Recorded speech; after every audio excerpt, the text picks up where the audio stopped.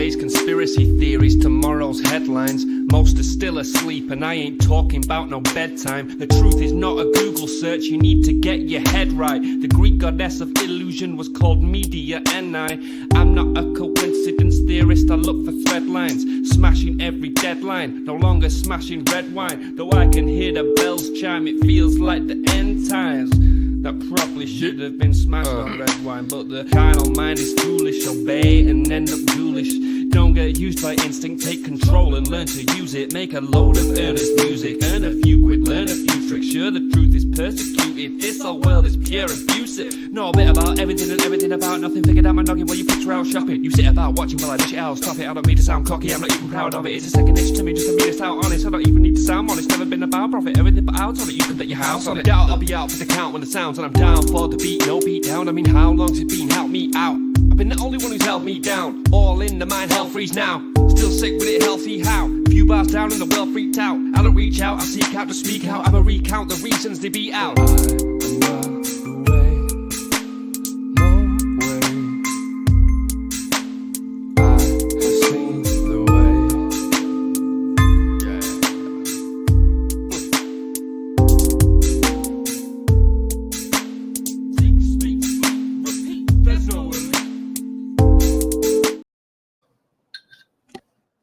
Hello. Welcome everybody to the 509 Divine Pines podcast. I am your host, Joseph Daniel Pena. Alongside me is Stephen D. Kelly, and today we are about to shake reality because reality is being blindfolded. And you know what? This is what we do on this podcast. So, guys, it is 10/20/2025, October 20th for all you guys who like the alphabet. So it is getting towards Halloween, spooky season, man. I don't want to be spooky tonight with tonight's episode, but hey, reality might just shake you up a little bit. Like, subscribe, and share. Please tell your friends that this is going down. And if you guys could, good Lord, trust me on this. Go over to Shop C60 and check out their C60 oil. By far, changed my life. And this is a great thing for everyone out there who wants energy, because everyone's so lethargic these days from the foods, from the way they think. And if you want to boost to your energy, if you want to boost to your pet's energy, if you want to boost to your skin, they got it over at Shop C60. Use coupon code 509 Divine Pines and thank me later. For everybody out there who is wondering what is going down tonight, Steven, tell everybody about yourself. Just quick brush up for everybody who hadn't heard our last podcast. Okay. First of all, greetings. I was in the chat room over there for the tinfoil hat chat room, and he puts in this thing. Says, "Hey, I'm going to do a show tonight. We're going to talk about Charlie Kirk." And I'm watching this, and these other guys go, "Yeah, I'll be there. We're going to call in." Everybody in the chat room say, "Yeah, we're going to call in." And he says, "Yeah, I'll even pay you." I'm like, oh, hey. So I sent him a DM and said, dude, no, obviously I'm kidding about that. But I'm like, dude, you want me to join you? He says, yeah. He says, well, and I said, well, don't put my name on there. Don't be like promoting me or nothing. He's like, too late. I already did it. Right. So anyway, yeah. Okay. Just as far as the main thing, I'm just going to preface the show for him tonight, but we're going to be talking obviously about Charlie Kirk, and we were talking about the assassination, and we're going to be talking about all the various different conspiracy theories and all this sort of stuff. And before we all get started, I just want to say a couple things, before you dive into it, because I don't want to be a pessimist. But anyway, first of all, okay, dude, you're like Joseph. You're what? Born in 2000? Nah, man, I'm born in 1993, so I'm still part of that old school mixed with that new school, which is why I had my feet and hands and face in the dirt. Trust me. All right. Well, the point I'm trying to make is for a lot of people, this was like their 9/11. Oh, 100%. Yeah. Okay, because like at 9/11, it was a big old shock and all that. And then for a lot of people, it was JFK, right? When people are still talking about JFK.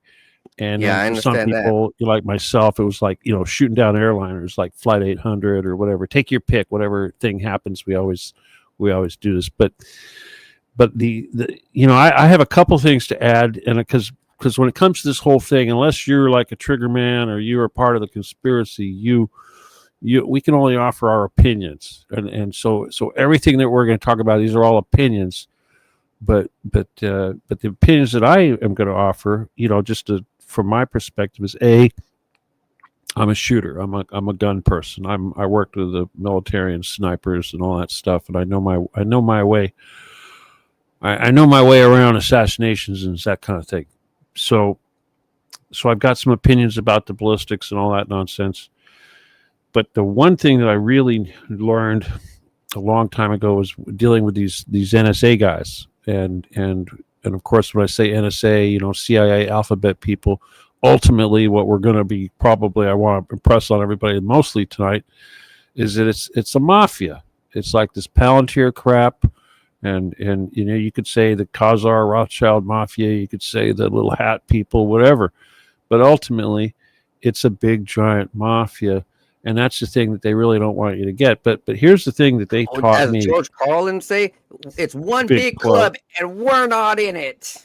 Oh, I used to be in it. See, that's the point. I used to be in it, and they, I said, "F that," right? But okay, too grimy. You don't want to hang with them devils. Well, no, you got to be able. You got to just assume that everybody else needs to die. That's pretty much how that works. But obviously, that's pretty sick. But here's the thing.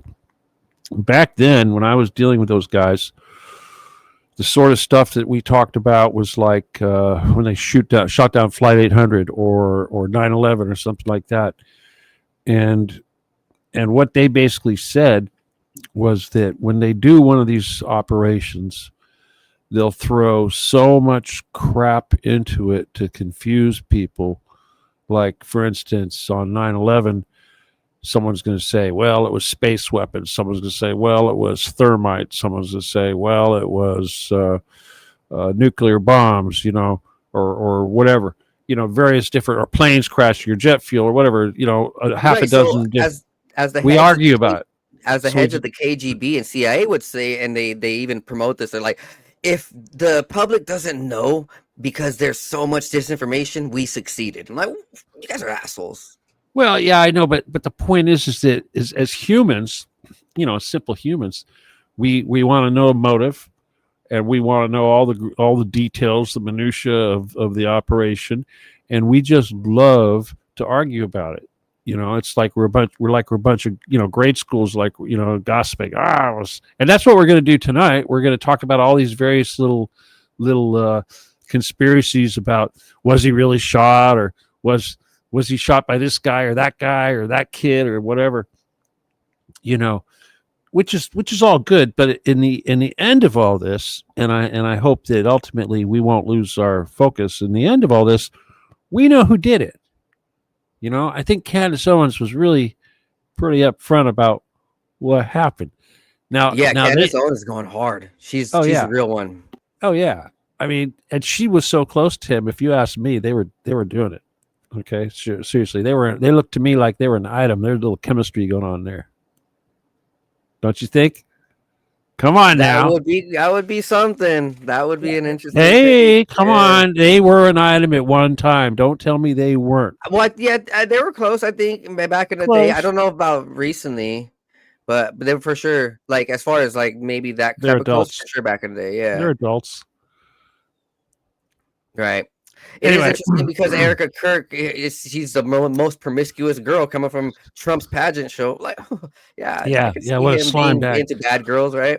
Well, we'll talk about how slimy Erica Kirk is, obviously, but I mean, we could talk about how slimy Trump is. Obviously, it's like we're going to get into it all. It's all disgusting, but again, we all know who did it. Ultimately, but instead of just automatically saying, well, it was Mossad or Israel, the little hat guys, we got to know it was the Intertel Mafia. Same people that killed Kennedy, same people that did any of this stuff. They do all this stuff. It's this ridiculously large mafia, which now encompasses the little hat people, the Nazis, the Templars.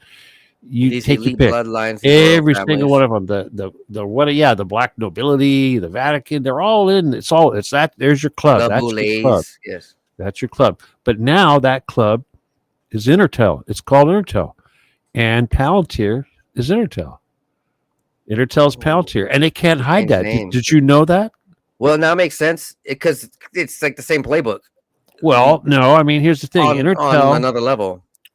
Intertel was when it was just that big CIA mafia thing going on with Donald Trump and all those guys in Epstein and all that. They started this thing they call it Intertel Investigations. They were supposed to be like a detective work, and the idea is they spied on everybody and they use that information to kind of control everyone, kind of like an information mafia, like Five Eyes, like Palantir.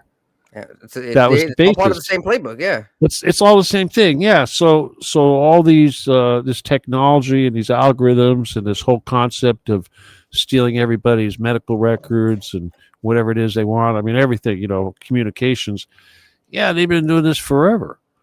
And I'll tell you what, the regime would be happy right now. Oh, it's all the same thing, man. It's all the same thing. Oh, like for instance, in Mexico, Carlos they just Slim, the biometrics.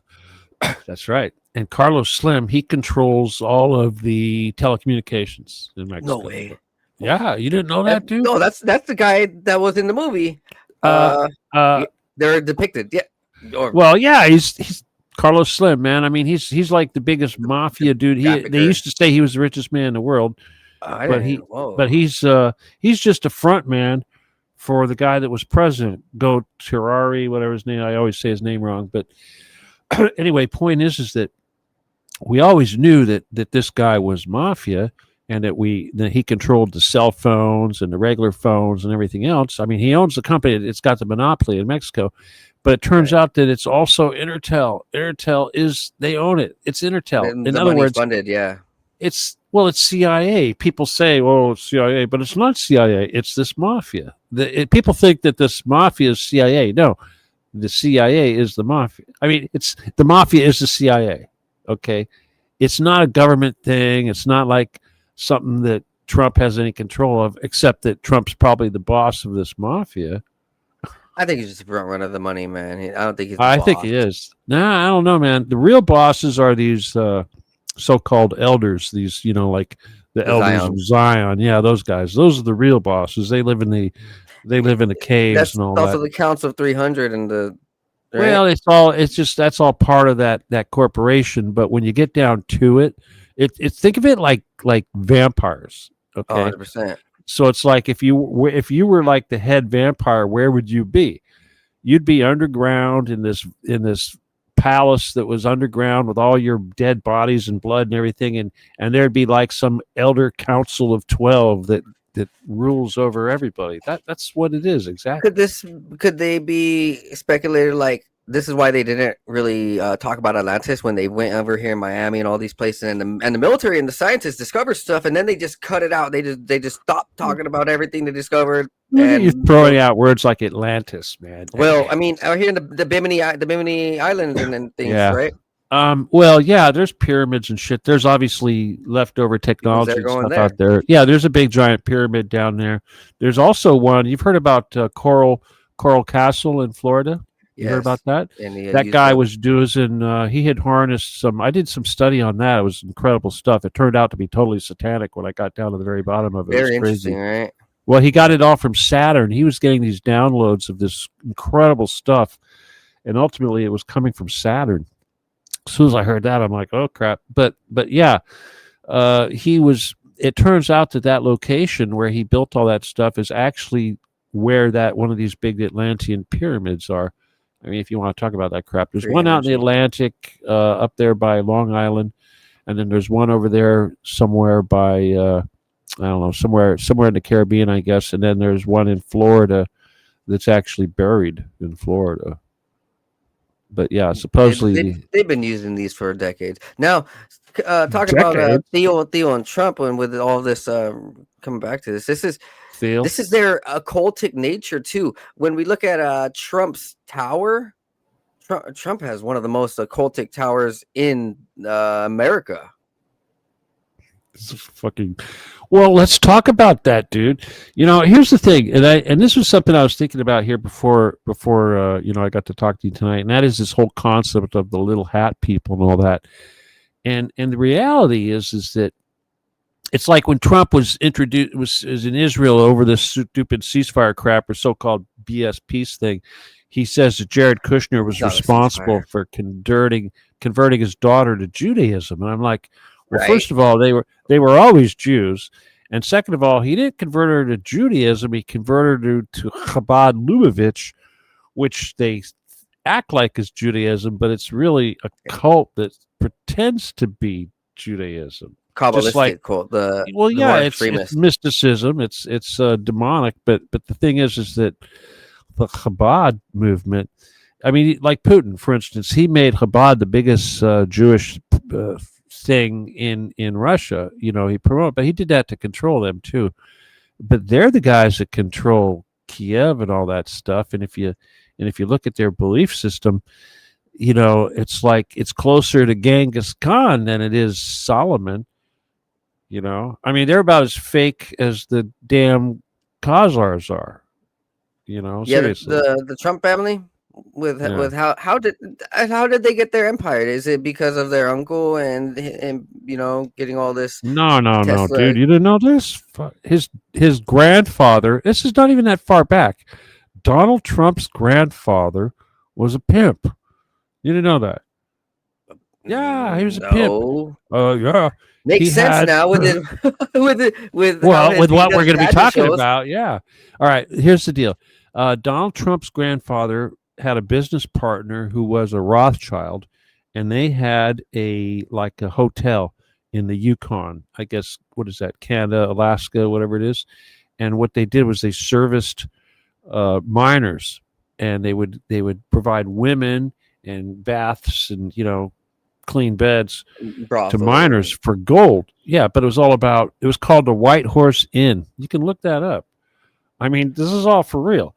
And anyway, so his grandfather made the original family nut on prostitution in the Yukon with gold from miners. And then his dad, Frederick, who married the woman from Scotland, who was probably daughter of a mason or some crap. He was a slumlord. He took the money and he bought really crappy New York property and was a slumlord. That's where the Trump fortune came from. And when Donald came along, yeah, that's the grandfather right there, the old man. That's not the dad. Yeah, Friedrich. Well, that's Friedrich Trump, not Frederick. Fucking. No. Yeah, dude. You know, if you go back into their family history, you'll find that one of them was burned at the stake. Oh, and so they were witches? No, they were Jews. They were witches. Jews. They were witches. Same thing. I'm sorry. So yeah, it's a semantics, but no. His family came from Frankfurt, and during the time of the First Crusade, all the people, or I should say, all the Jews in Frankfurt had to be converted over to Christianity or they got killed. So good. That's what they did. Anyway, but sense, so that's right? when. I mean, look at the outcome now. Sheesh. Well, his family's been crypto ever since. You know, that happens a lot out there. You know, that's like a lot of people walk around today and they have no clue that they're actually Jewish because somebody went crypto way back when. Yeah, they changed their name and all this. It's like half the Mexicans. Seriously, half the Mexicans are probably Jewish. They are. Yeah, well, some are Spaniards and some are native and Sephardic Jews. There's a lot of Mexicans that are actually Sephardic Jews. Yeah, it's crazy. You can see it in the lineage for sure. Love my Mexican women. Come on now. Hey, you do not deport the big booty Latinas. Yeah, all right, guys. So I had made a 6-minute video about this whole assassination. I just put it together an hour ago. It's a compilation of clips that I've been collecting over the last month. So enjoy this, and this is going to give you a brief overview of just the direction of what this truly is. Like this isn't what you think it is. What CNN, Fox, and all of them are telling you. Nah, that's all a lie. Check this out. I saw Charlie Kirk get shot. I saw Charlie Kirk get shot. There we go. He collapsed in his seat. He fell over to the side. He was carried off. Actors. He had blood on his arms, he had blood on his shirt. He was dragged off and carried out of the venue. There was a gunshot that rang out. You okay? No, I'm not okay. I saw someone get shot today. Yeah. So. I saw Charlie Kirk get shot. He collapsed in his seat. He fell over to the side. He was carried off. He had blood on his arms. He had blood on his shirt. He was dragged off and carried out of the venue. There was a gunshot that rang out. You okay? Very interesting. The movie Snake Eyes from 1998 depicts an assassination of a political man in America named Charles Kirkland on September 10th, shot in the neck. And the shooter is Lincoln Tyler. So if you put Lincoln Tyler and Tyler Robinson up next to each other and you use those numerical calculators, they both come out to the same number. Very interesting. Food for thought.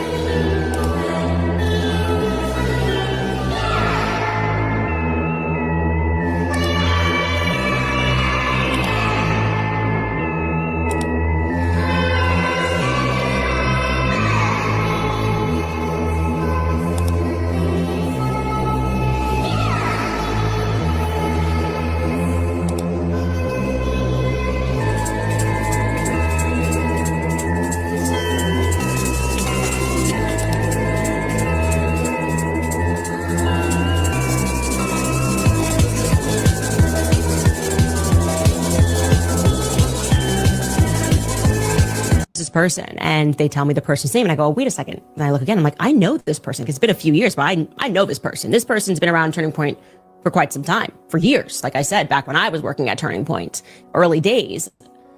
So I'm like, I'm just going to reach out. Obviously, I know this individual. I'm going to reach out and I'm going to say, hey, what's up with this? Where is this footage? Obviously, he's seeing all of these clips going viral, and he is fearful for his family. He doesn't have any security. Why would you grab the cameras? And he says, because the first thing that I thought is that I better secure the footage and be helpful and give that footage, hand that footage over to the feds. Well, obviously that's where things get into a pickle with me, because we don't trust the feds. Could you send this footage over to me? Well, he didn't want to send the footage over to me without checking with Turning Point lawyers. I asked the question, why not just release it? We've already seen the worst thing that you could possibly see.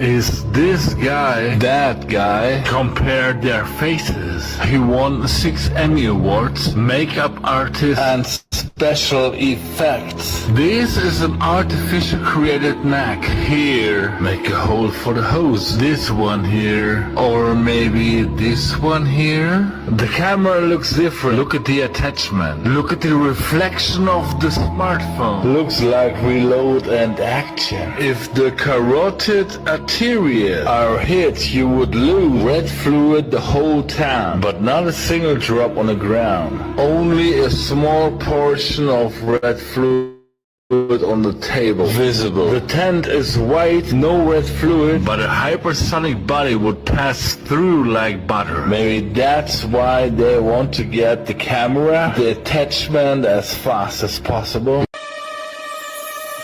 So now this video is from the assassination on Trump, but this goes and shows you how these guys operate.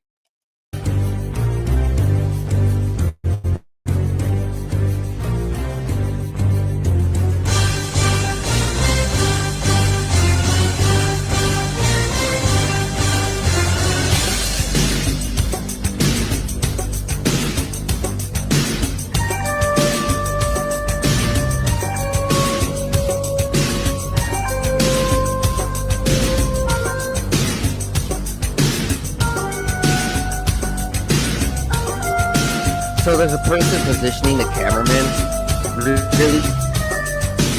Really?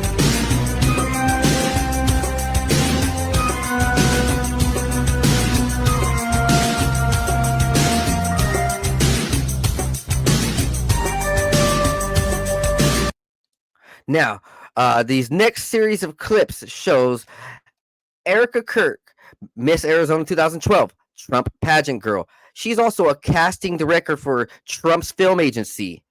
Oh, that's weird, right? She also ran Romania's Angels and orphan industry or orphan ministry in Constanta, Romania. Locals kicked out the ministry and accused it of trafficking children. Interesting, right? Just like all these other politicals. Tates. All these Masons. right. Tates. So Mafia. it's very interesting. Her father is a Department of Defense plus Raytheon and Israeli divisional specialist. So he's a big shot in all of these big wig type of industries. Oh, her parents, Zionists. Her grandfather, Carl Kenneth France, vice president of American Bank. Oh, the one that's tied to secure printing and IDs. And he was the Grand Chief of the Independent Order of Vikings, knighted by the King of Sweden. Oh, so Erica Kirk is the pretty much granddaughter of a Zionist, pretty much a princess, literal royal princess. Let's continue. Oh, so Roy Cohn built the CIA sex kit and blackmail machine. Trump owned pageants and hotels, perfectly leveraged farms. You know, Roy Cohn, which was connected to Trump. So Trump gave Erica Kirk a job, and it's all attached to Charlie. Wow. Now, just a very interesting thing. Erica attended a Jesuit university, Regis University, located in Denver, Colorado. Oh, wow. Seems like, as Steven was saying, it's just like Tate's Angels, Tate Brothers and their wickedness, and all of these other trafficking organizations. Charlie Kirk's Turning Point USA UK launched at the Royal Automobile Club under Prince Michael of Kent, the Grand Master of Freemasonry. George Farmer, Candace Owens' husband, sat as chairman, tied to Andrew Tate long before Candace. Ooh, so Candace Owens' husband is connected to this. Guys, doesn't this seem like it's all a Freemason play? Now, I'm going to go ahead and tell you just a little bit more. Now, Charlie was, I believe this was all a play, right? If you think that America doesn't pull plays and America doesn't hire film agencies to do their little military operations, well, guess what? The first motion picture unit, known early in the 1900s, was hired by the U.S. Army Air Force Base in World War II to, as it says, make professional films for the military. It produced more than 400 propaganda and training films, meaning they faked and staged and they created these events. Now, that's 100 years ago. You think that our technology isn't better now? Well, guess what? President Trump just picked Justin Caporal to be his producer for major events and public appearances. Caporal is the secret force making Trump moments cinematic. Justin Caporal has been with him since the beginning, producing the historic rallies and events, including the RNC, the MSG, McDonald's commercial. Oh, so McDonald's commercial, he's a producer? That means he's a film director.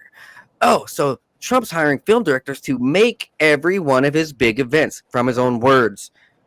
Once he finishes what will be our magnificent inauguration presentation, Justin will continue to serve my external operation as executive producer for major events and public appearances. But Trump isn't the only one involved in this. Deal is too. They are reviving the American cinematic universe. So these billionaires are literally making a mission to celebrate American greatness. Name our enemies. Oh, what have we seen? Yeah, I think we've seen that. Reject cancel culture.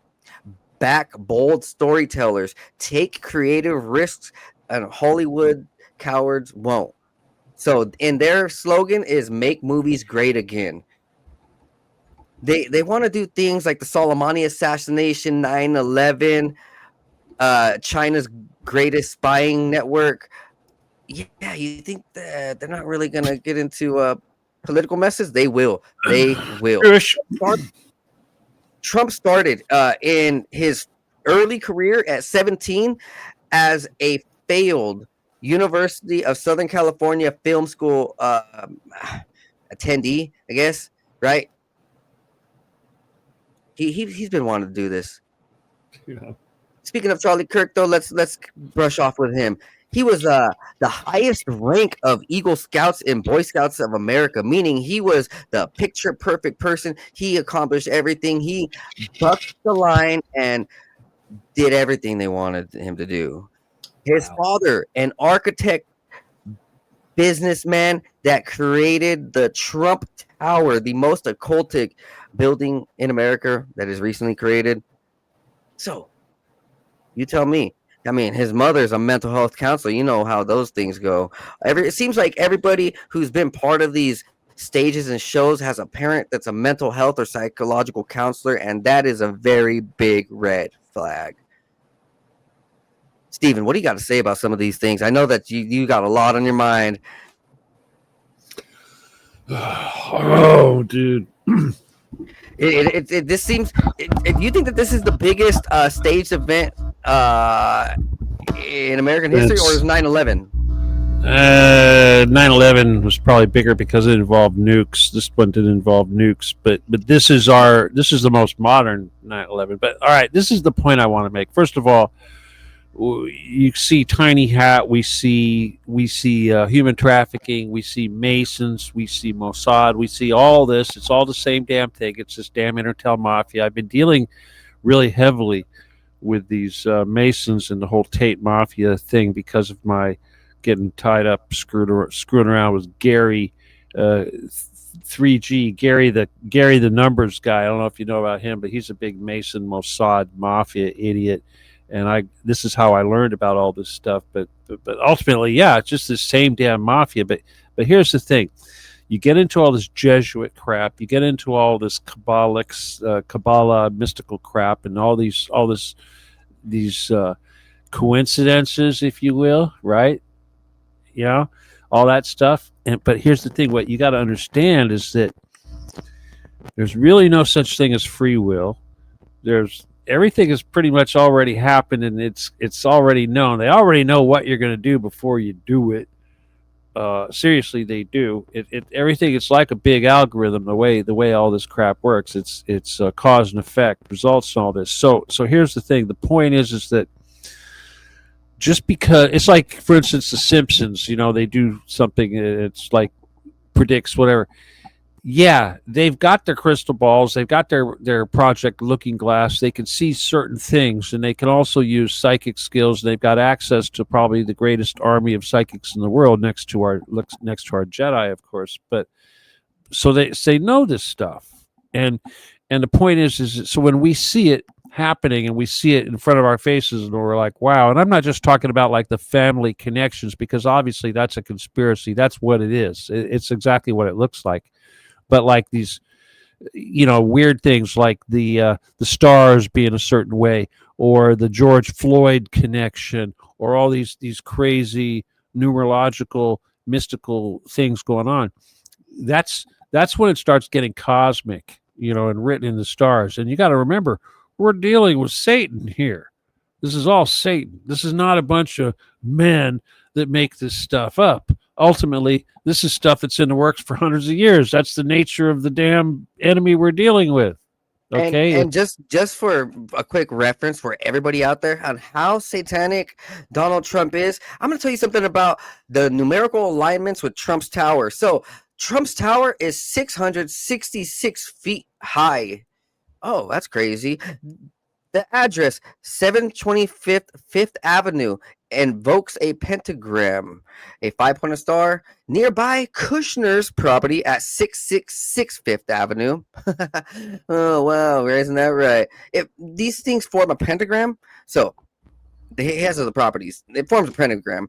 and represents Mammon, the wealth demon. Oh, interesting. The floors, 58 stories on his penthouse on the 66th floor. What? Okay. 58 links to apprentice rituals, 58 episodes, 66 evokes carbon or the solar worship. Interesting. So, as the inauguration binding, it was on 1/20/2017, which equals 58. Hired 58-year-old Steve Ray. And yeah, it's just goes on. The penthouse drenched a shrine. He has Apollo statues, sun god relics, black cube elements, inverted pyramid roofs. There is Freemason and occultic properties all over this, guys. This is a magician, and I really do think when people look at Donald Trump as one of the darkest magicians, it is real. They all want to be. They all think they're wizards. Every single one of them. They do. Mm-hmm. You know, wizards and warlocks, man. That's what they are. And Witches and warlocks. Witches and warlocks, or witch. Yeah. Let me see. Oh, wizards. No, actually, the term is wizards and warlocks. That's like men. The guys in the cavers. You know, these cavers. That's what we call those guys. Wizards and warlocks. It's kind of like Hogwarts and Harry Potter, only it's these CIA guys. It's not a bunch of kids. It's these damn CIA, royal families. You take guys like Steven Spielberg or Harvey Weinstein or any one of these guys. They all think they're wizards, and guys like Steven Spielberg, he actually said people have seen him not shapeshift, but phase in and out. His face morph. Yeah, but phase shifters? I mean, I wouldn't say Donald Trump is a phase shifter or anything. I definitely think he's human. But hell, if you look in his office, you look, up there in Trump Tower or whatever, right on the wall, he's got this big old tree of life that he got from the Chabad people. And that's his most proud, certificate or whatever the thing that it's like he doesn't hide it. And all these idiots that think he's a Christian. And even when he's in Israel and says that his son-in-law, Jared Kushner, who is an avowed, Chabad Lubavitch, he's like, oh, converted her. He didn't convert. That's so BS. They've always been Chabad. I mean, that's the whole thing they do, hide. And he promised that when he was elected that he would tell everybody he was Jewish.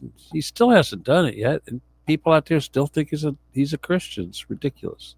No, it's definitely farthest thing from a Christian, and he's he's sucking in all this money. Because one thing he said, the Christian money's good, so he panders, and it's horrible. Well, it's okay to steal from him too. But you hear how he's talking about wanting to go to heaven, and how he's like now he's saying, "Oh, I guess I won't make it to heaven." I guess he's figured out that no, pedophiles and murderers of children, and people like you, no, you don't go to heaven. Sorry. Yeah, it's rough, isn't it? Leading a nation, and he says the most wickedest things behind our backs and takes our money. He definitely has this antichrist-like figure or false messiah type figure. This wicked man. This really really ancient wicked man. And if it's correct, they really do want to summon these spirits into him. Like if it's the ritual of Cyrus that these presidents do, and these other rituals, I think that some of them really do believe that the spirit is inside of them, and that they're possessed by this alter ego.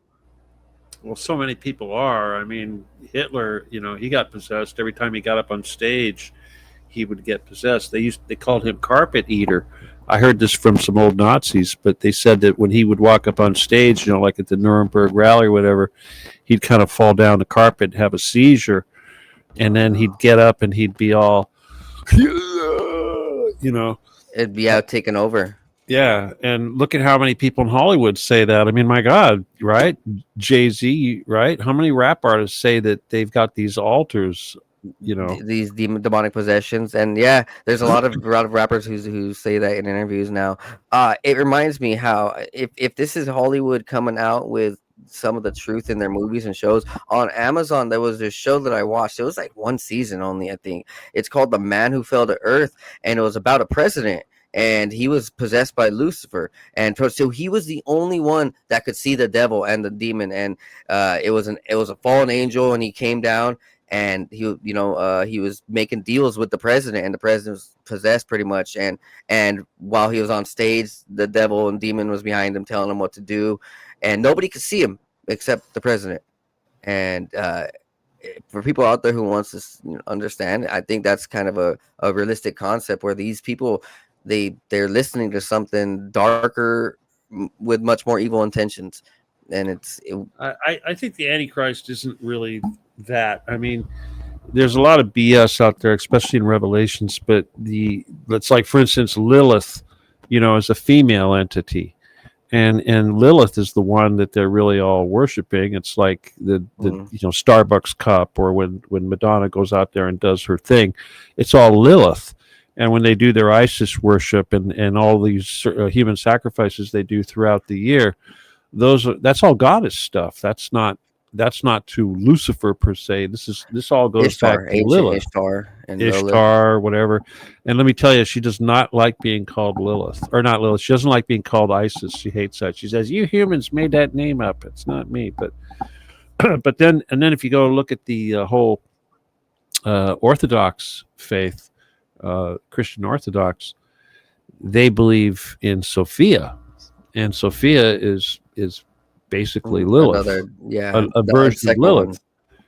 But then if you look at if you really look at, there's so many variations of the story that ultimately there's like it's like, for instance, Satan and Lucifer. Is Satan and Lucifer the same thing? No, actually, Satan is actually a higher entity and Lucifer is a lower entity. It's the same thing. It's like saying God and Jesus.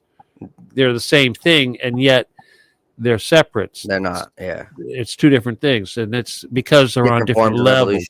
Yeah. Well, it's densities. They're on higher levels of density. It's like God is on 9, Holy Spirit's on 8, Jesus is on 7. That's the top 3. That's the Trinity, and it's the 3, 6, 9 thing. That's your whole whatever. But yeah. I mean, these are ancient occultic deities that they are believing that's inside of them, and it's playing out. You see it right in front of our face with the dollar bill. They got the freaking Eye of Providence. They got this. It's Osiris and all. It's everything. It's Egyptian crap. Yeah. It's Kabbalism. It's ancient Kabbalism. So that stems from like Sumerian, Mesopotamian type of stuff. And Phoenician. It's ultimately Phoenician. Because they're the oldest ones. But all the other cultures, the Babylonians, the Sumerians, what have you, Canaanites, all that stuff comes from ancient Phoenicia. It's an ancient order, and it's as the Bible says, there's nothing new under the sun. If you study history, you'll be able to see you'll see the patterns, and you are able to be aware of the enemy a little bit, because as the saying goes, those who do not study history are doomed to repeat it. And man, the Bronze Age was a trip, man. Seriously, the Bronze Age was a trip. When it transitioned into the Iron Age, all kinds of crazy stuff happened. People still don't understand what actually happened, but it was magical. There was real magic going on. There were dragons. There were entities going off, and weird people coming out of nowhere, and the world's coming down. Oh, what's a part of it? The sun stood in the middle of the planet for a day. Like, what it just didn't even move. Yeah. Things are crazy out there in the ancient past, and I think that what we're seeing now is like the China. They're trying to recreate it, and they're just using artificial means, creating an artificial sun, creating an artificial moon. They're trying to create artificial gravity. Well, that sun thing that they're doing, it's not what you think. It's not supposed to be like a replacement for the sun. What they're trying to do, it's fusion. Yeah, it's fusion. They're trying to come up with a what do they call that? Something that's over 100% efficient. Yeah, that's the thing about fusion, is that it's not very efficient. It's like you put all this energy into it and you get about the same amount out. They're trying to come up with a system that puts gets more energy out. It used to be I used to work on that stuff a long time ago, but what they did was they'd take these big monster lasers, just tons of them, these big giant rooms that were just nothing but these big lasers, and they'd focus them all into this one little tiny spot, and then they'd drop a pellet in the chamber, and the pellet was like a little glass bead that was hollow and it had deuterium in it. And once all those lasers hit that spot, it would just like a little nuclear explosion thing going off, and that's what it was. And so they were trying to get more reaction out of that than they were putting into it. But it's nowadays they're using solid state. Back then it was all big giant ion lasers, so solid state's maybe more efficient. And I'm sure obviously that's what the Chinese are using, because they're super way up there when it comes to solid state stuff. I mean lasers, not integrated circuits. We're higher up. The level of technology and energy that is currently out in 2025, people don't even fathom. People can't even understand or grasp the reality. It's moving so fast. They're just so powerful these days on everything that's what's happening. This brings us back a little bit now, considering even just the state of nuclear power, the state of AI, the state of this computer technology that we got and what it's able to create is what is the cause for this AI video of Charlie Kirk's shooter and everything. When we're speaking about Palintir, right? We brought it up in the beginning. This is real. This is a real deal. And I've been actually seeing a lot of people comment on this online where people are worried. People are really worried, and people should be. And okay, how about this? People should be aware, not worried. I don't ever want to put fear out there. People should be aware of what's truly at stake. So you can brush more on Palintir and Theo, right? Where how he is by far one of the biggest data surveillance collectors and risk to American safety and freedom. He is selling us out to the Zionists. Mafia. All right, check it out. I'll give you my little story about this crap. And I hate repeating it because I'm really pissed off at my brother right now, but maybe you've heard this story before. But back in 1990, this is when I was working with the NSA. Okay, and right after that, right about after that, between the period of 1990 and 93, was when what's his face? They didn't start Palantir, but what they did was they started PayPal. Okay, that's when Elon Musk and the other guy got together, Peter Thiel got together and started PayPal, and that was CIA. Okay, but the point is, it wasn't CIA. It was this Intertel Mafia. Okay, so when I was doing the NSA stuff back then, working under Robert Vesco and that whole Caribbean mafia business, that was the same damn time that these guys were funding the startup that would become PayPal, and then that basically was what allowed them to create eBay and all this crap and everything else that followed. But the point is that what allowed that to happen was that about 1993, I think it was, high-speed internet encryption was invented. Okay, and it was invented actually by my idiot brother, who was doing it for scanning people. They were using it for HIPAA. Okay, it was like a medical procedure. They would do ultra-fast CT scans of people, and they had to send that data over the internet so that doctors could look at it, and they had to come up with a secure way of doing it to keep everything private. So what happened, of course, is the CIA, who's involved in every damn thing, ripped that off immediately. Okay, and that's basically what allowed them to create eBay and PayPal and the whole damn internet, everything. And but here's the thing: when you talk about that surveillance crap, even before the internet, they were using algorithms and whatever computer they had to crunch data on world mafia, because that was the Palantir thing. It wasn't before it was Palantir. It was this Intertel. It was all connected to IBM, Watson. Well, they basically, what they did was they said that they were the experts on mafia, and that they told people that you pay for our services, and then we'll keep you out of trouble and make sure that you're not doing, business with mafia. But they were the mafia. But you see, they were like the Jewish mafia. And during that period of time, it wasn't completely consolidated. During the time of Nixon is when the Jewish mafia, the Italian mafia, Colombian mafia, all these different mafias all became together under this big corporation or club, as we say. But now it is Palantir. Palantir is it, and it's not Palantir, it's Intertel. But the thing is, they're not hiding this Intertel. Now, what they do is they change the Intertel's been sold over many times. There's two or three different companies now that own Intertel, and it goes under a different name. But each one of these things is all about medical data. So what they've been doing is they've been gathering up all these companies that have access to medical records. They've been putting them all under one umbrella and then putting them all into this one big database that they can crunch. But you got to remember, these are the same people that also control all your phones. They control the internet. They control everything else. But so would they control our phones, they also got even deeper access to our medical records. Oh yeah. Well, they listen to you. They know where you are. It's like, for instance, Social Security. I get damn Social Security, and they just took out the paper check. Trump says no more paper check. You got to use plastic. Now, if I go to the weed store and buy myself an eighth of some Kush, Donald Trump's going to know about it. Whatever, and they'll go, oh well, you obviously don't need this money, because that's that's not healthy. We're going to tax you now and take it away because you didn't really need it. You should be spending this on drugs.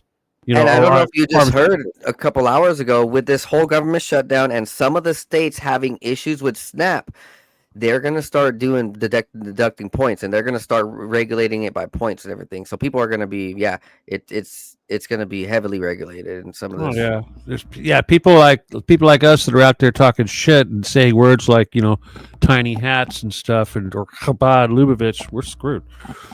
I'm already screwed. I'm already banned from every platform except, well, obviously, if you try to put this on YouTube, you probably have trouble, or Instagram. Or even TikTok now. Oh hey, Larry Ellison, mega little tiny hat asshole, but controls TikTok. Wow, and Paramount Studios, and my God, if they tightened it down. Hell, even Elon Musk has gone full tiny hat. People go, oh well, there's still like Syrian Girl and whatever, these various different Arab channels that are out there, but you think they get any kind of reach? I don't think so. Yeah, and it's not even just front data. They're creating backdoors. So Peter Thiel and Palantir is literally creating backdoors to every app, and so every phone, every technology. And it's not that they're just scouring the data. They are controlling some of these things by force. As me and Steven had talked previously before recording, these type of technologies, they're known to literally just shut down radio stations, shut down big type of conversations that are too deep. This is a lot of public stuff that's already out there. We had to go through crap to do this tonight. Seriously, Yeah. right? Yeah. I'm using a really funky system right now. I'm using a USB microphone, but the audio wouldn't work. I've got to run my audio through an audio interface. I've never done that before. Seriously, I've never had to do that before. I don't know what the hell's going on. And so looking at what happened with Charlie Kirk, right? I had a friend on Facebook, and this is real. I have a friend on Facebook who was there. She had the story posted before everything. She's I've been following her for a while, and she's a college student over in Utah and stuff at the place, and she was all excited. And it went from her being extremely happy to just being confused. I looked around on the internet, and what I saw is that during the few moments and minutes of this assassination, phones went off. People's phones shut off. They couldn't record. Nobody had power. Nobody had service. What? How? Why? Oh, that's Palantir right there. The people who funded this project, the people who funded that whole turning point. It's been funded by Trump and Thiel. As I showed in my 6-minute video, they are working on film agencies together, right? We talked and about how you mentioned in the beginning ballistics. Let's get into this. Ballistics. Yeah. Okay. Well, first of all, I know cosmetics in Hollywood aside, that looked to me like a guy getting shot with something in the body. I've seen people die like that before, so I recognized the look in his eyes when he was dying. I knew he was dead before he hit the floor, and the trauma of the shock. To me, it looked like he was wearing an undercover vest, but I would just say that there's a lot of things wrong with everything, and the impressions that I'm going to give are, of course, going under the assumption that there was a shooter with a rifle versus somebody standing behind him with some sort of a pistol or something built in the camera or something of this nature, other than, we know the bullet wasn't recovered, so we know everything's bullshit.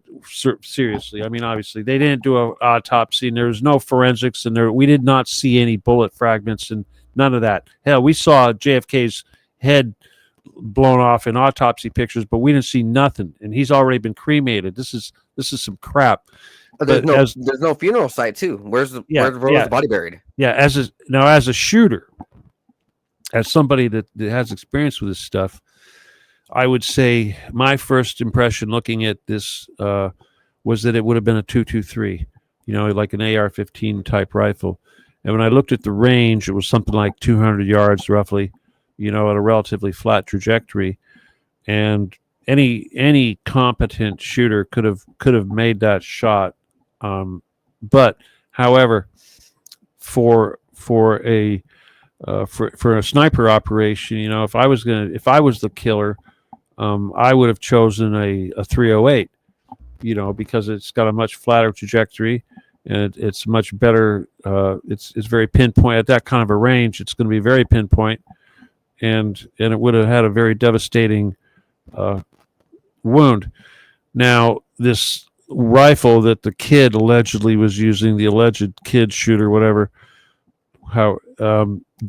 my first impressions when I heard about the guy, the tranniness of the guy and everything, was that obviously that was not his rifle, because as any shooter knows, the rifle's only as good as it is sighted in.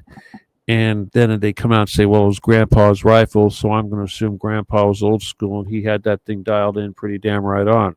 Right. So the kid didn't have to, all he had to do is look down the scope and pull the trigger relatively well. It was well. reported, though, that Robinson and his boyfriend, whatever, were getting training in the last 6 months by some SEALs or special forces, supposedly. Yeah, kind of like what's that guy that shot Kennedy? Oswald. Yeah. Yeah. Military. Even if he wasn't the actual shooter, they still put him through the motions to make him look credible and all that, right? But again, like I said, tried running.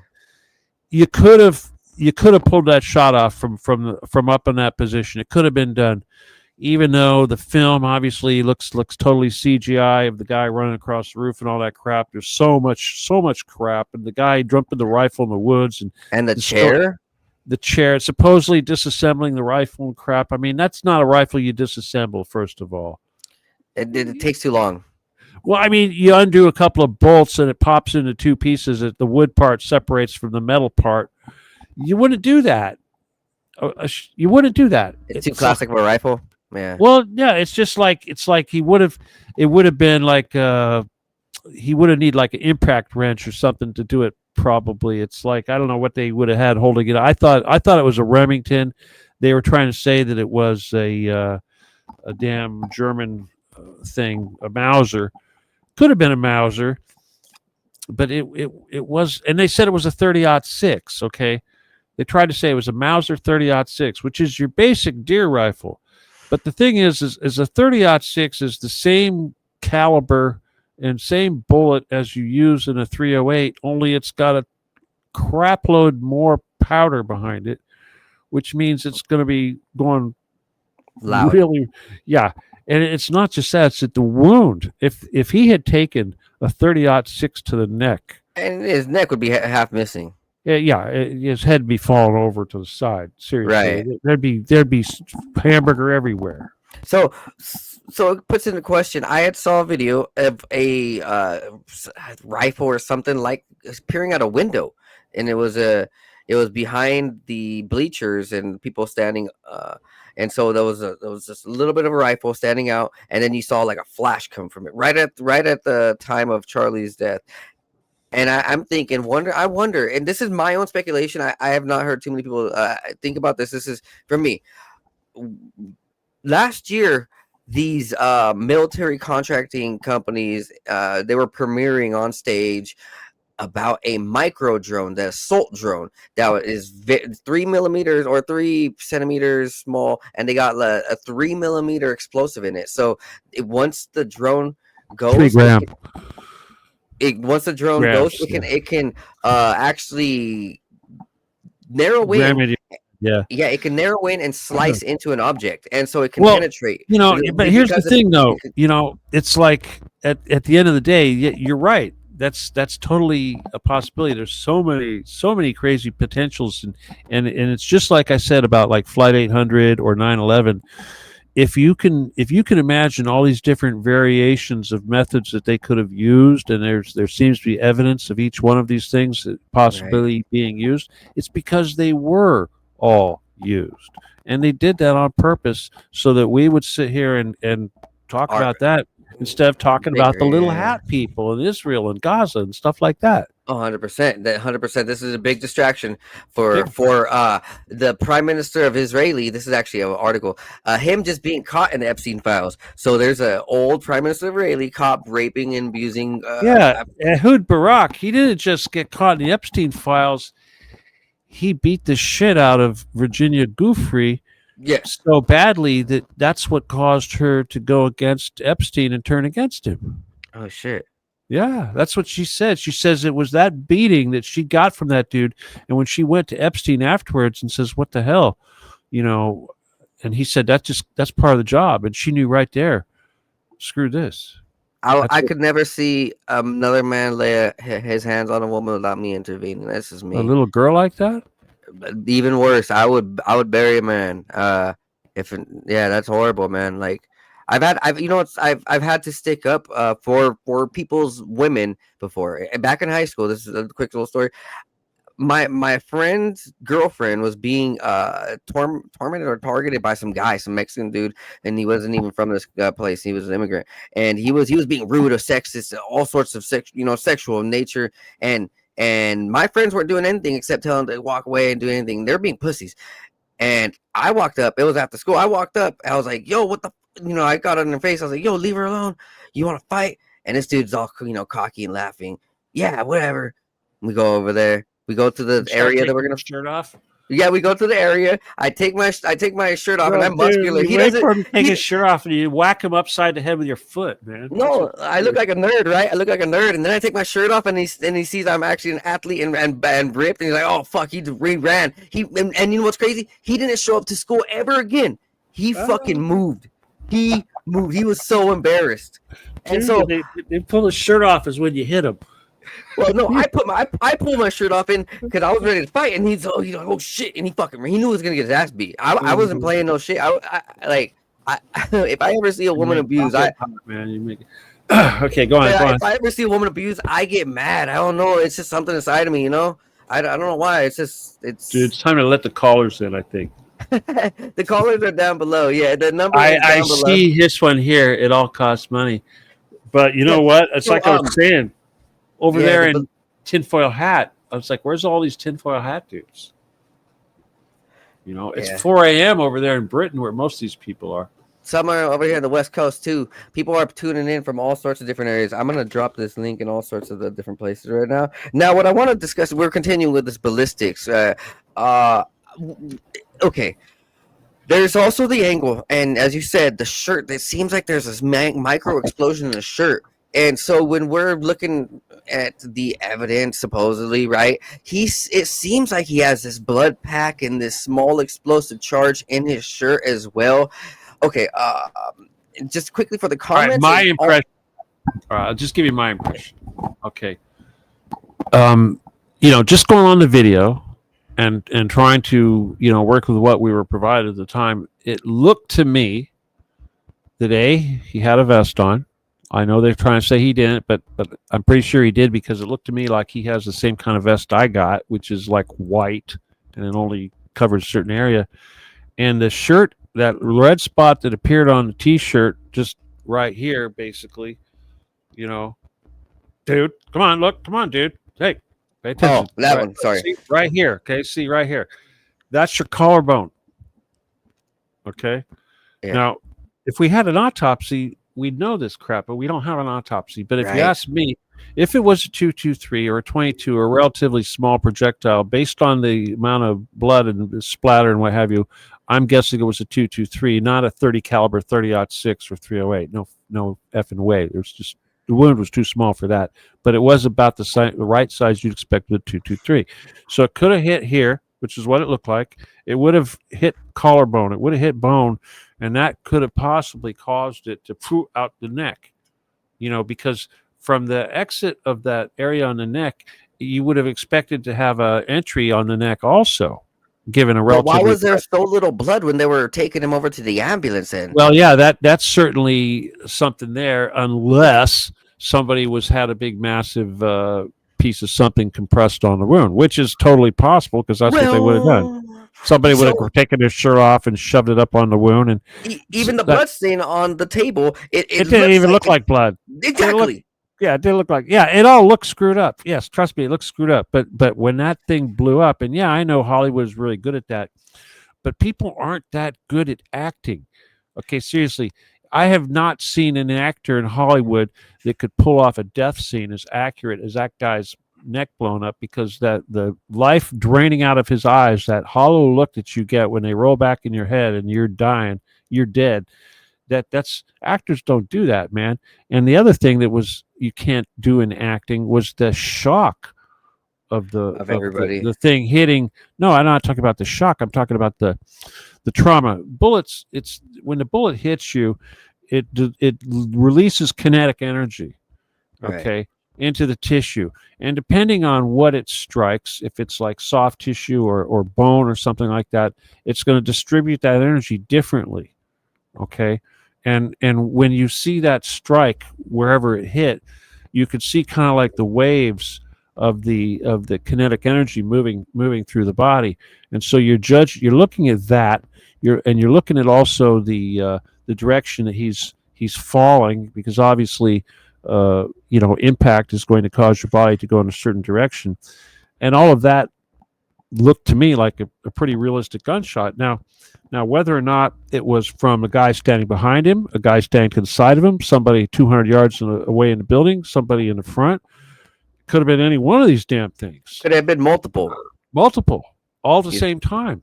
And when I saw that whole thing go down, my first impression is, how in the hell did nobody else get hit? It's just like the Donald Trump thing. How in the hell in Donald Trump thing, somebody did get hit. Yeah, a fireman who got killed. Yeah, actually got killed. Yeah, someone actually took a damn bullet that day. It's amazing that nobody took a bullet at Charlie Kirk's thing. It's amazing. Right. Which makes me think, were those bullets real? So where were the bullet casings? Were they even? Well, they didn't show the bullet casings. The bullet casing, or the shell, the cartridge, would have still been in the bolt action gun. Okay. Oh, really? It left with the shooter, of course. It wasn't an automatic. But if there was two shots. Well, like he would if he had ejected it. I don't know. If you ask me, any decent shooter would have taken down in one shot. It's like a deer. You don't get a second shot. Come on. But if those two shooters. So if there's two shooters, then yeah.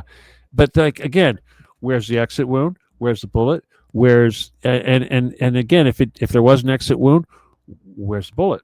And as you know, they tore up the grass. They got rid of all the evidence. They got rid of that back camera. Manhole. They covered the manhole. They secured it, which is just right in the right place for someone to go through and operate. It's a whole funny thing, because you even look at the bullets found, and this dude's writing all those anti stuff. Yeah, weird. What? I don't think What's the this dude point? should. Okay, he came out in an interview, or the Robinson came out and said he didn't do it. He's trying to tell. I think they're scared, and they got set up big time. Well, Big they time. always do, right? Right. So if I'm They tried correct, to do that to also, me, dude. They tried to do so that to me too. if I'm correct, Robinson, right? He was actually in training in a college course for the FBI. Is that correct? I believe. I wouldn't be surprised. I haven't heard that one, but I No, wouldn't be surprised. it was. I just heard it last week where he was in That's a kind college of their course. MO, huh? Yeah, he was in a college course to be a Fed.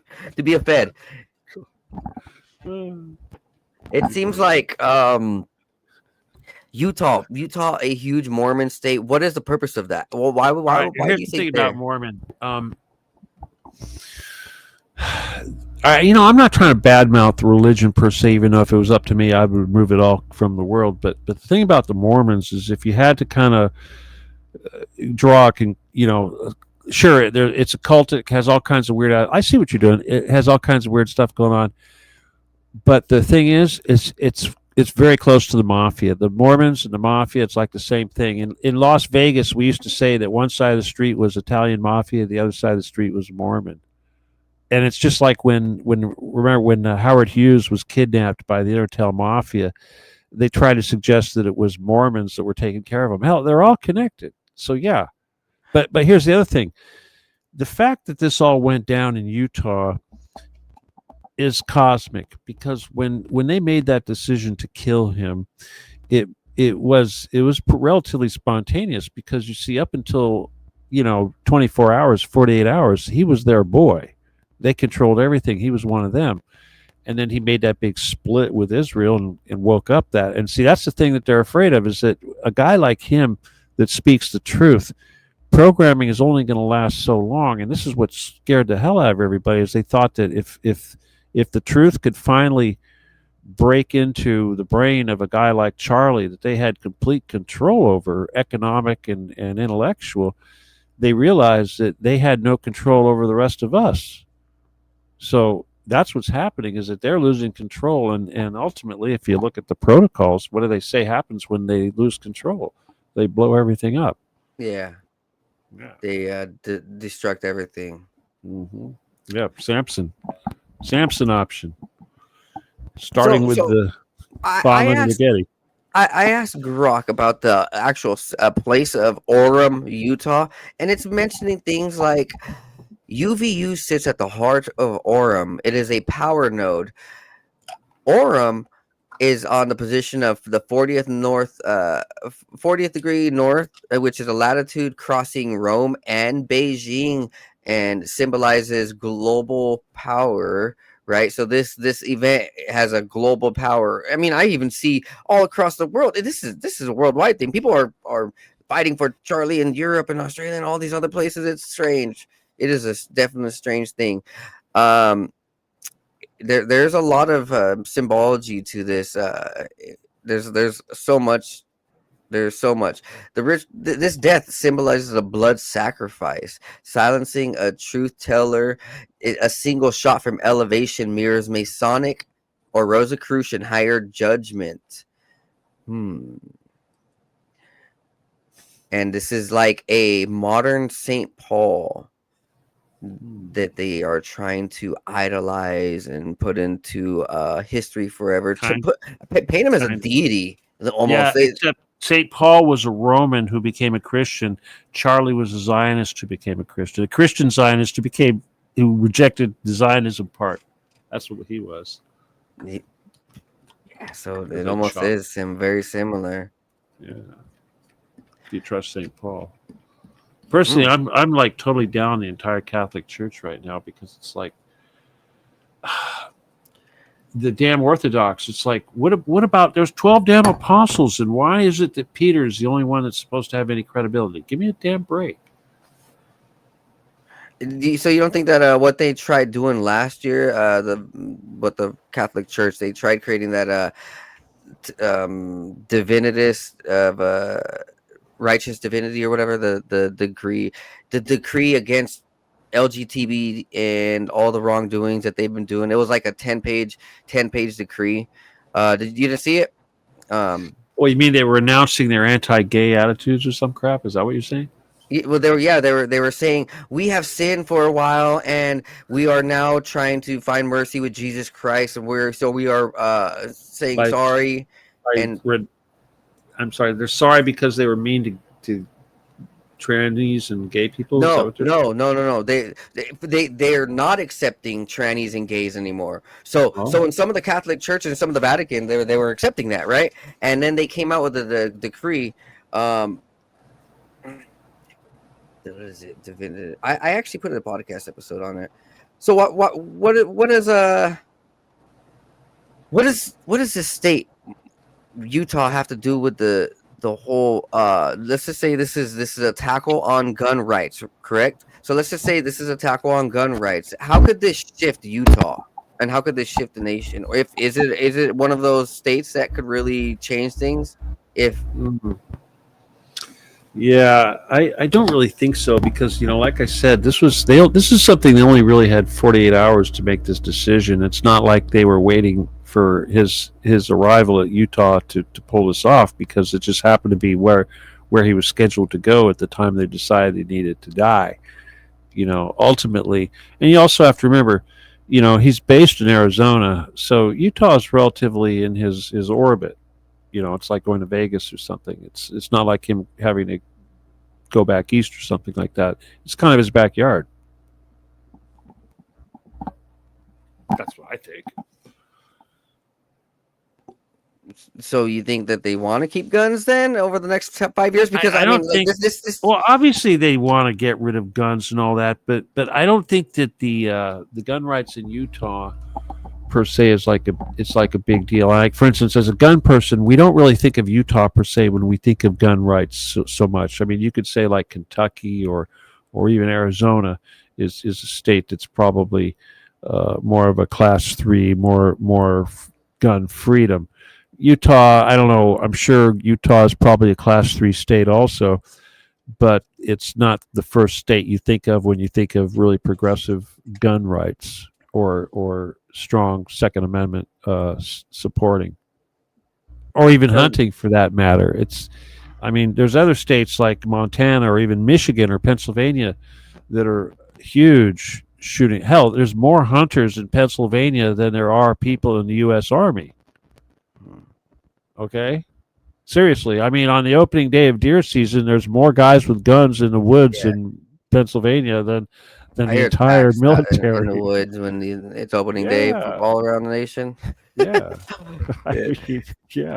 That is this why America won't ever fall? I think America won't ever fall because of the gun situation, because there's so much guns. Well, I know, but if you can get all those people owning guns to become stupid Christian Zionists, then yeah. Here, let me ask you this. Let me get what you think about this, because I think this has a lot to do with what's going on. But I noticed that Trump and the little hat people, they're really pushing paganism. Paganism is becoming a big thing. Like Kash Patel, he's a damn pagan. He's got that little red thread on him. He's a Hindu, and Hindus, they believe in, I don't know, something like 30-something different gods. We're supposed to be one nation ruled under God, not gods. This trying to turn this into a polytheistic society is really corrosive to our entire culture. You can't be bringing in, it's bad enough that we're basically a Christian society and they're bringing in all these the Muslims and all that. That's bad enough. Even the Jews were a corrosive influence. But when you start bringing in Hindus, and they believe in Krishna and Rama and all these elephant gods and Kali, and we're talking demons now. Demons. Kali's a demon. Okay, they pray to demons. Seriously, you know anything about the Hindu religion? It's definitely dark. It has some ideals with jinn and the other side. They all have that, but the point is that when you get a guy like Kash Patel, and he's supposed to be our head law enforcement guy or whatever in the country, and you're supposed to believe him when he has integrity, and they swear him in. He puts it. What the hell is he putting his hand on? What book is he putting his hand on? Seriously, if the guy's a pagan and he believes in 36 different pagan gods, what the hell is the point of having him put his hand on a Bible? Who's he swearing to? The Schofield Bible, the Jewish one. Well, exactly, but the point is, it's all bullshit. It's like Donald Trump. I mean, like Mossad. What do they do? War through deception. Basically, that means everything they say is a lie. Everything. Donald Trump is nothing but a big fucking liar. And Right. obviously, And I've done a podcast episode going pretty deep on how in Israel they worship him like a god, like a messiah. They have him on coins. They have a day for him. They have streets for him. They have buildings for him. They probably have loaves of bread and name their kids after him. They probably have a school after him. They literally have so they probably much execute people in his name. right. They rape children in his name. Trump. It's horrible. Yeah. It is This is horrible. for Trump. Yeah. It's horrible. I mean it, and I'm not even joking. All right, here's something else I'm going to throw in here, just because. Fucking Ukraine. All right, people don't realize it's like, for instance, the entire Western Europe has cut their balls off and handed them to Ukraine and said, okay, we're going to give you all our money, all our weapons, whatever. We're going to demilitarize, deindustrialize completely. Alienate Russia to make Ukraine the strongest military in damn Russia. What the hell is Ukraine? It's the fucking Khazar Mafia. 100% of the last 100 years it's been built. Yeah, so it's like Europe is trying to make the Khazar Mafia, the country that controls it, what's left of the Khazar Empire is trying to take back Moscow, and they want to make that the strongest power in the West after the United States. That's utterly insane. It's not Seriously. gonna happen. And what do you Even think's the going to people of happen? Ukraine don't want it. Well, hell no. It's because they're not all Nazis and they're not all No. Jews. They're Slavs, but they're killing off the Slavs. That's what the whole thing's about. Kill It's the a Slavs. genocide. And It's genocide. people talk about a genocide in Palestine, which is correct. These guys are getting genocided, but they're not mentioning the genocide over in Ukraine from the actual people itself. Mhm. It is a very whitewashed. And the whole time it's going on, Jews are actually flooding into the country and trying to create a new Jerusalem. The whole country, in Ukraine. in Ukraine. Holy shit! Yeah. I've heard something like that. I didn't know it was true. It's actually happening, man. You should see it when you drive down the street. You think you're in fucking what is Tel Aviv. In Tel Aviv or some neighborhood in New York or something like that. What do they call that? Brighton Beach. Brighton Beach. It's so strange. People forget the brainwash. People forget it's complete deception. They're like, Israel is a God's chosen people, right? They made that lie up, first of all. This whole church No such thing, thing, God's chosen people. Unless you're Right. Satan. Satan And- probably has a chosen tribe. Exactly. So right. So then Well, that's what Yahweh is. Yahweh is Satan. Come on. Then you let's be clear. look at Tel Aviv, and they have the largest percentage of homosexuality in the world in one Pedophiles. city, Pedophiles. and pedophiles. So and don't forget the con men. I mean, my God, it's like I heard every time. transgender too. Yeah, it's like, for instance, anytime there's Bernie Madoff. I mean, somebody like that. The Ponzi, one of these people, whenever there's a big Ponzi scam thing where they're ripping off tons of people, they always end up in Israel. Yeah, Go figure. right. Whenever they commit, Or Class A here's felonies. the other thing. You talk about Trump Tower. If you look at the people that live in Trump Tower, actually live there are all kinds of ex-felons that had Ponzi scams. Seriously. Really? There's all kinds I of didn't them know living people there. lived in Trump. Oh yeah, Tower. Trump Tower, hell yeah. Trump Tower is like condominiums. Okay, they were bought and paid for with Russian mafia money. That's why when Trump says like he'll give an Vatican apartment, money. well, like he gave an apartment to some homeless black woman he found on the street, and everyone goes, "Oh, he's so wonderful. He gave this expensive home to this black woman." Hell, he had to, because they're just owned by some mafia dude in Russia, and he had to fill it up. He had to put somebody in there. Oh yeah, Trump is definitely a Russian, was involved. All that Russiagate crap and all that. Oh, that was so real. Of course, They're it was. friends. Oh yeah, and him going after Comey and saying, "Oh yeah, Comey did some BS." Hell, Comey's one of the biggest mafia bought, from way back when.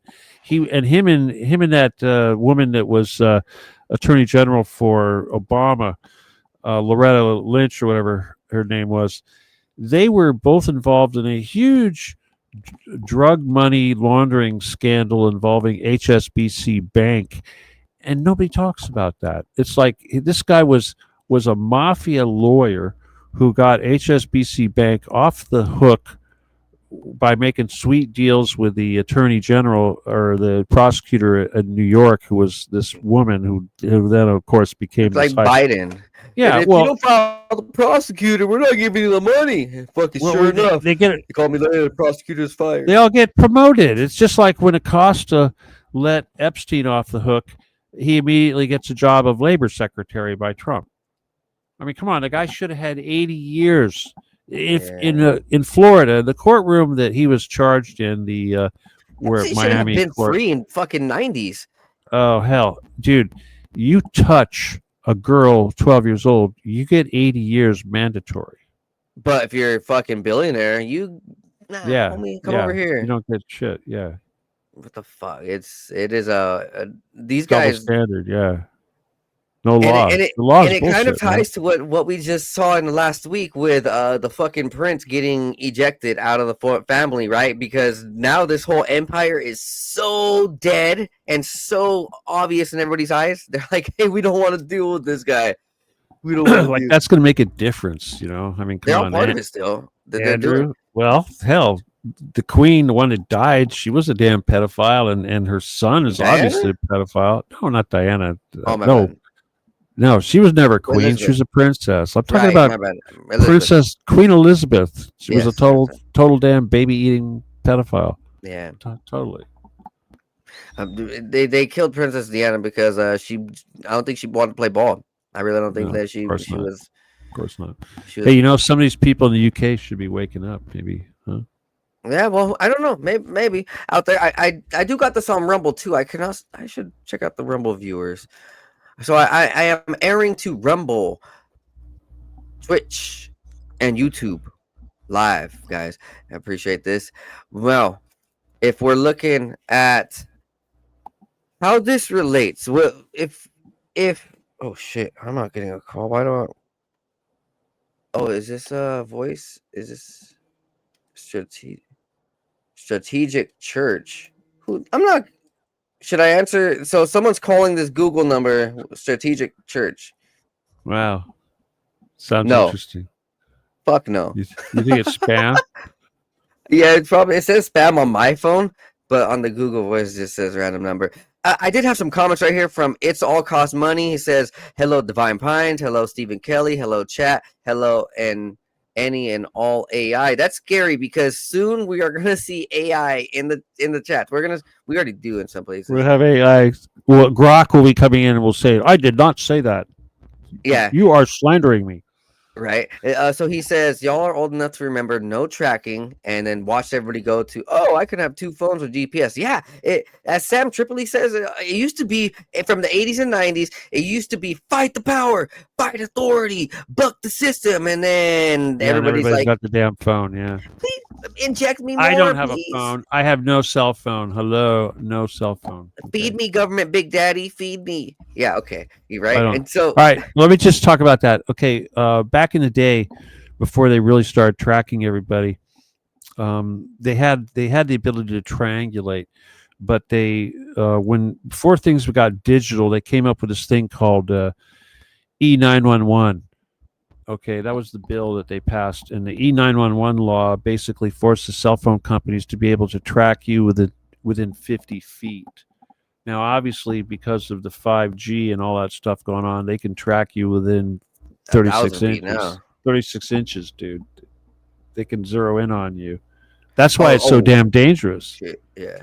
And the other thing, the thing about 5G is that it's what do they call it? It's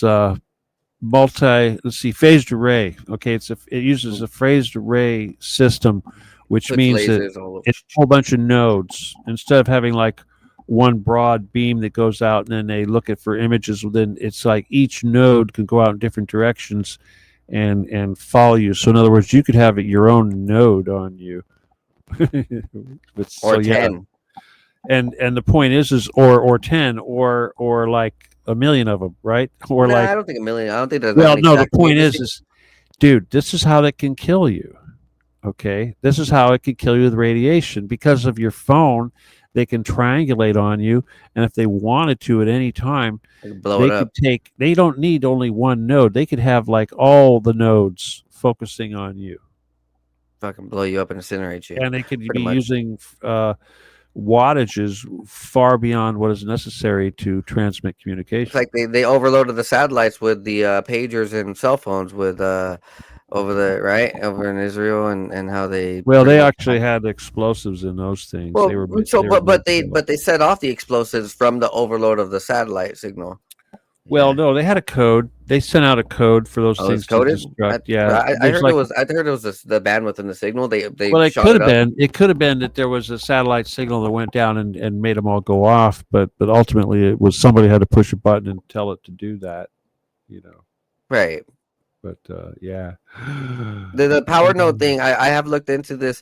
It's what's happening with cities right now, right? So in a one Oh yeah, like and Gavin Newsom today apparently passed a law that exempted that makes all the power companies like Edison and all that not liable for PG&E. fires. Yeah. Yeah. So when the They're the ones smart meters causing blow up, fires. of course they were causing the fires, but now they're not liable. They don't have to worry about it. Oh, it's like the vaccine, Like the vaccine, same thing. Yeah.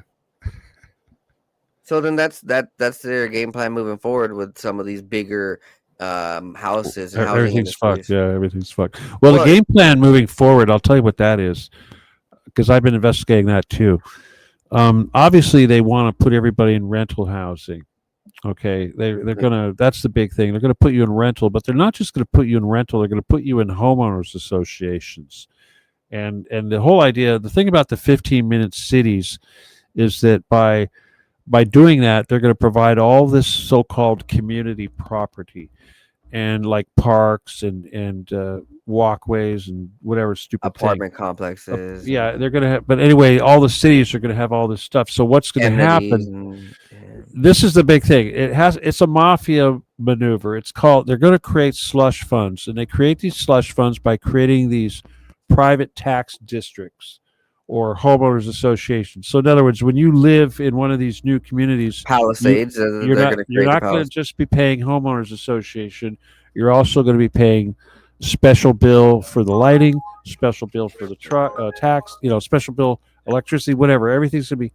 And the point is that they're mixing the public and the private, and this way there's no transparency, and they can hide shitloads of money. So now you're going to have all these little homeowners associations, and they're going to have like treasuries with millions of dollars in them with no accounting, and they use that money to pay politicians. So like in a county, you pick any county in California, for instance. Like I was investigating.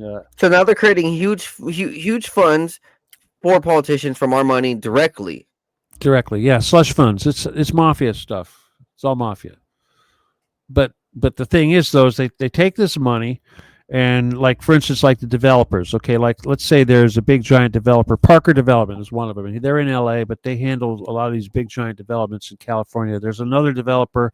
Hell, one of the biggest developers is a Greek family, and the daughter is the lieutenant governor of California. So she'll be the next governor. So, seriously, these are the people that are controlling this stuff. But what they'll do is they'll take this money and they will use it to control who gets elected, like who the judges are, who the people that run the city are, who the attorney, the various deputy district attorneys are, all that stuff. So like you take any one of these counties in California, LA County, Orange County, El Dorado. Is this what's happening in New York, where they are fucking worried that a Muslim is going to be a No, that's not really connected to that. That's not even Muslim. That guy's controlled by the Jews. That's all BS. Oh, hell, shit. I like Silwa. Yeah, dude, are you kidding me? He wears a little hat too. Yeah, Come on, they're all fake. They're All of all them. fake. It's All just of like Maduro over in Venezuela. He's Jewish, And that Right. woman that just got the Peace Prize that's going to take In over Mexico, the country. Bisham, Well, she's Jewish, obviously. yeah, Steinbeck or whatever her name is, Steinberg. yeah, But Bisham they or whatever. all Yeah. are. They all are. So it's like Maduro. It's like, really? You're going to replace one Chabad Jew with another? I mean, seriously. You know? I mean, it's like in Mexico, Jewish woman is president, and what is it? Like less than 0.02% of the people in Mexico are Jewish? How'd that happen? So what would need to happen in order for these guys' plans to pull through by putting us in all apartment complexes and putting us under this digital enslavement? Is it what this is now I'm putting it together in my head right now as we speak, like what we're seeing with this 3i Atlas and what Jeremy Corbell is saying that this might be Project Blue Book. Could this really be that final push where it was just released this week that a military personnel talked about their drones in New Jersey, saying, "Oh yeah, that was us. We were doing experiments," and so they came out in an interview and saying, "Oh yeah, that was us." So these guys are running experiments. What is the purpose of these experiments? Now we know the drone technology is not just what they want it for. They're going to use it for real military tactics. Well, okay, the whole Project Bluebeam, don't confuse this stuff with Project Bluebeam, because that's probably never going to happen, because I don't think they can get the technology working properly for it.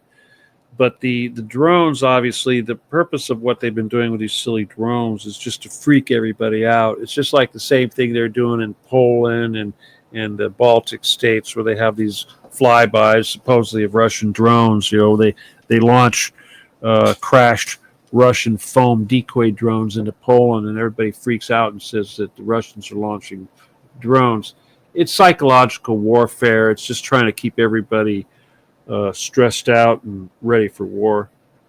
It's no different here. I mean, technically, we should be scared shitless. We should be, because China has. They control this crap. You think the United States, the rest of the world, you think they're ever going to catch up? Oh, hell no, because we can't make this crap as cheap as they do. And I'll tell you, the real thing that gives the Chinese the advantages for these drones is the stupid little cheap pinhole camera that they use. They use these itty bitty little stupid cameras. That's probably the most expensive part on the drone. And what else is there? A couple of little motors and some servos and some propellers. There's not much to these things. But that camera and the radio and the controls, that's all coming from China. We got our first caller, so let me go ahead and you go ahead and talk for a moment while I bring this caller in. Me talk, you talk. Let them talk. Hello, talk. Hello, caller. Look at my teeth. Oh, see, I got terrible teeth. Mommy didn't. We got a pool instead of braces. Hey, what happened, man? Your video froze up, dude. Oh yeah, there's. Hello. Is this a caller? All right, one moment. Let me go ahead and bring you on air. Hello. We can hear you. Hello? Yes, we can hear you. Can you hear us? Steven, can you hear our caller? It all costs money. Is that the caller? Yes, it all costs money. I do have the audio up. Can you not hear him? No, I heard him. Go ahead and talk, caller. Oh, you hear him? You hear him? This is going to be a little bit delayed. All right, oh yeah, caller, he's having a bit of a lag. Let's get you. Hello. Yes, caller. Yes, you can speak now. Yeah, it's fine. Caller, you could speak now. Sorry, we're just getting this organized. Well, the issue is that I'm not able to hear this. Yeah, all good. I'm not able to hear the Stephen through the phone, so I have to keep the stream audio going, and so it's coming back at me. So it's really awkward.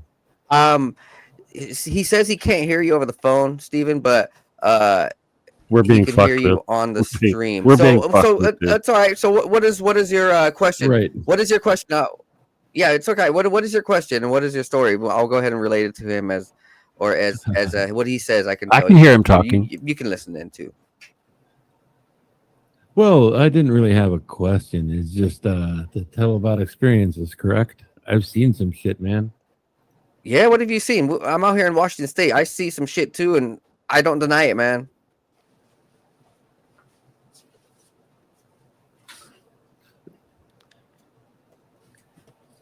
So what type of stuff have you seen? So I spent I've seen police take bribes. I've seen women turn into men and vice versa.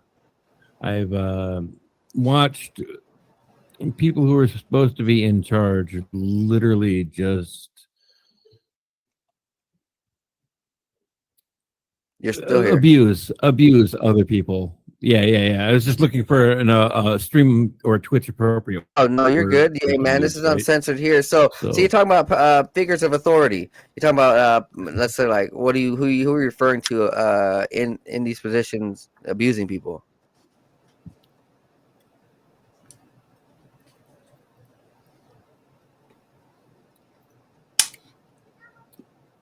Caller. I've seen Oh, yeah. just it's bad. It's bad. But that was years ago. Now I just see it in our everyday lives. How we're just consistently being fucked over left and right by everyone. Yeah, man. So yeah, you're speaking on the state of the nation. You know, we're completely being screwed. I do agree, man. Where are you calling from? If I may ask.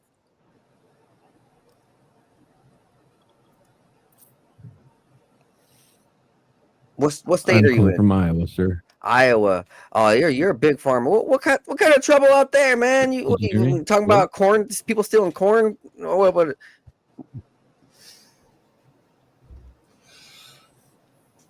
Yeah, we can hear you. I mostly spend my time online. I spent 4.5 years hitchhiking around the United States, with my thumb out. Literally, I had nothing to my name. Hey, man. Well, then I'm glad that you're still here, dude. You must have seen a lot of different walks and experienced a lot of different emotions of people, and seen different cultures. A lot. Everything from like multi-million dollar homes on beaches to literally sleeping behind dumpsters. I've seen some of the best and experienced some of the worst of humanity. And what I see now is we've learned, I think, as a society, at least as Americans, to not say no. We've been docilely bred into being agreeable or just walking away. We don't get the opportunity, or when we presented with the opportunity, we don't just say no, I'm not okay with that, or no, I don't. There's everything but no, I don't accept this as an answer. We unless you're talking to customer service and you're over the age of like what 35, then you're just kind of a bad person to the phone people. But Karens and Kyles, right?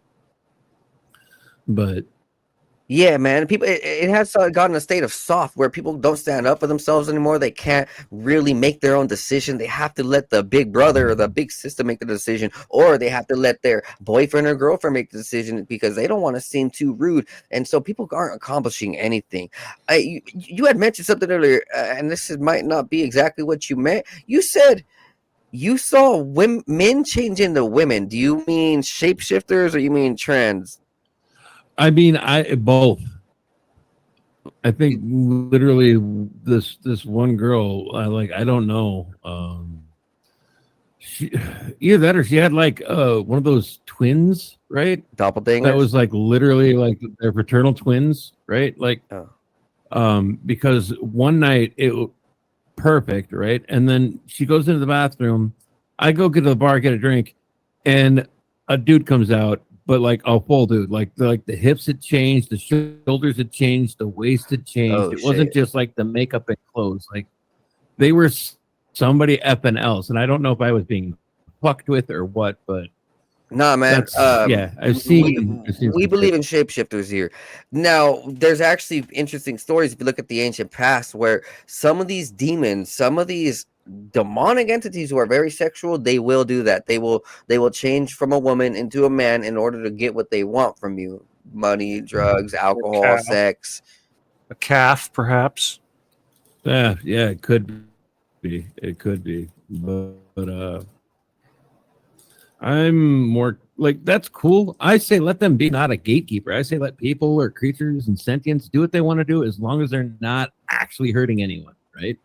Okay, Like, so I'm you're very against much so, shapeshifters who are hurting kids and people and shit, though, right? Yeah. Like, Okay. don't steal the kid, eat it, and then take over its like existence, right? We don't want the lizard people actually taking over. That's kind of not cool.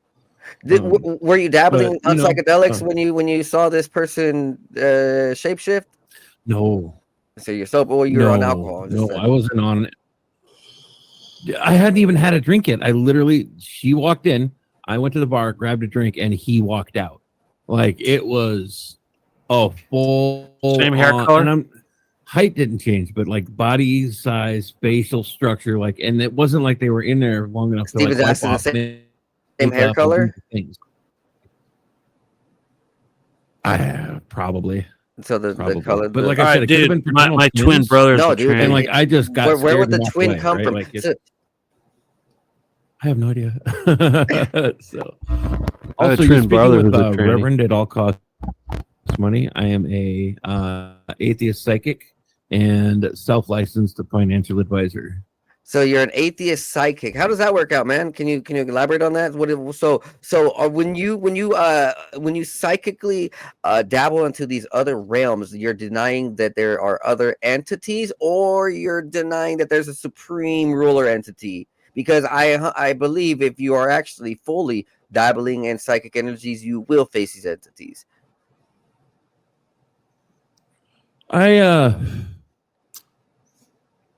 Are you fed? believe in material science. Oh, hell no. And if I was, I'd tell you, because Okay.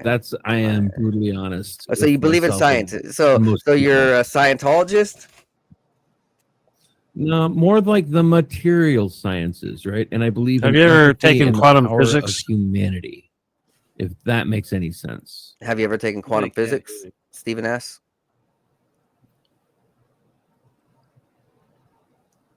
Quantum. Have you ever taken quantum physics? No? Do you believe in our multidimensional state? Yes. So then, okay, continue on. Do you believe in these entities, or you don't think they're real? You think they're a figment of our imagination? What is your thought on that? Why are you an atheist? Because like I said, I've been all over the country. I've camped out in mental institution that was abandoned, long abandoned. Okay, I have to respond to our call. Those things are haunted. Gettysburg, New Orleans. I've been to various hospitals and hospital wards. So you said you've been to the Gettysburg Museum, or what did you just say? He's talking about the battlefield, which is haunted, of course. Oh, the battle.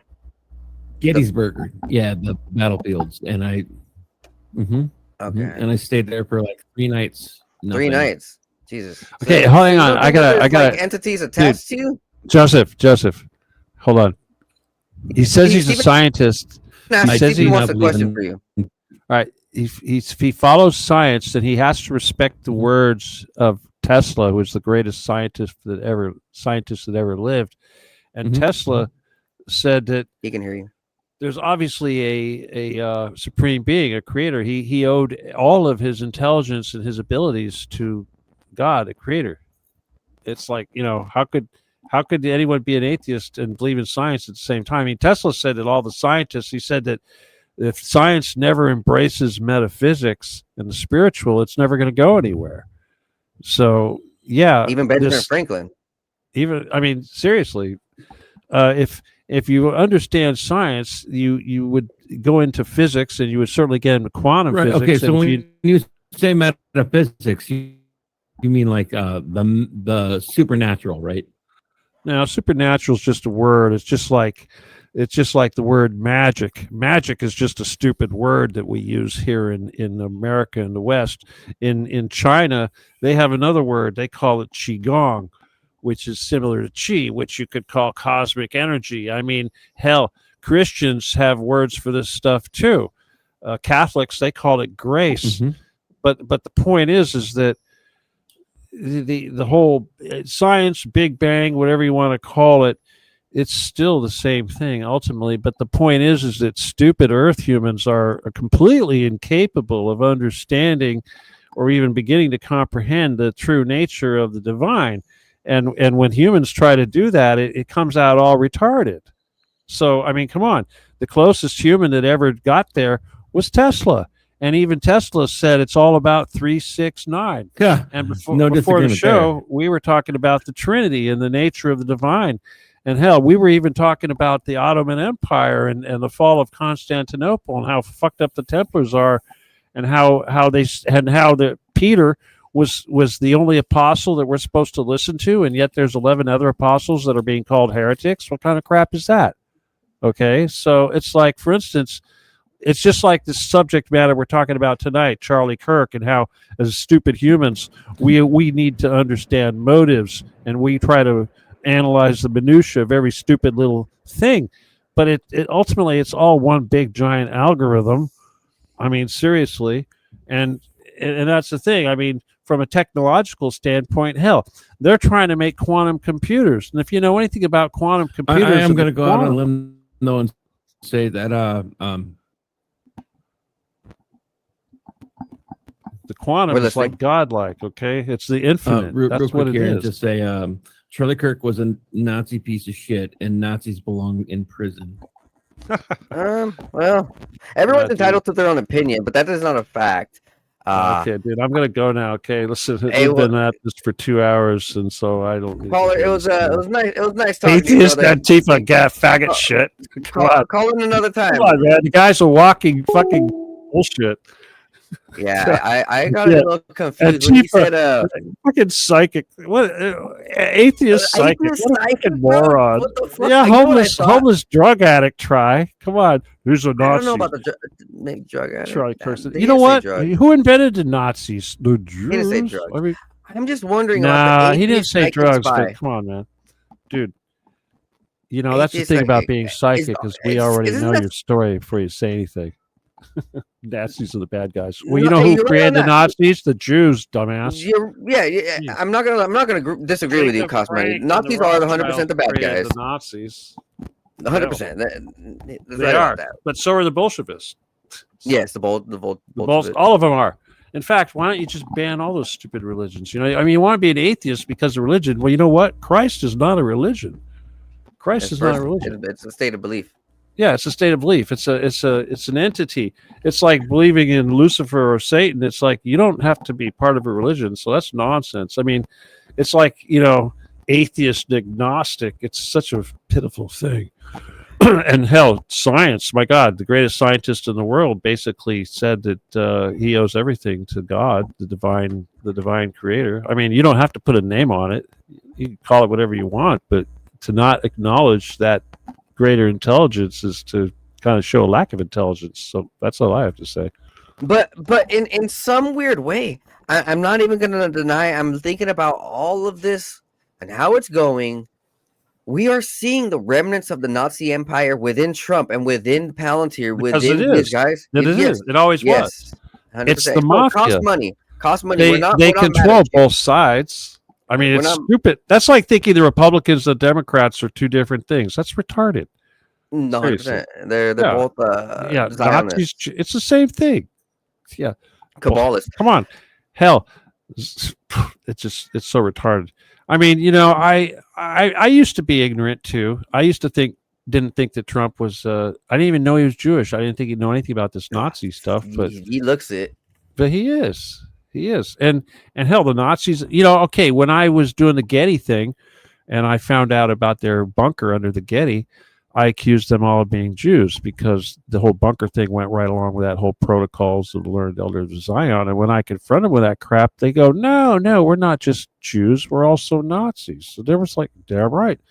There was like at least as many Nazis as there were Jews, all working side by side. So don't tell me they're like enemies or they're two sides of the same coin.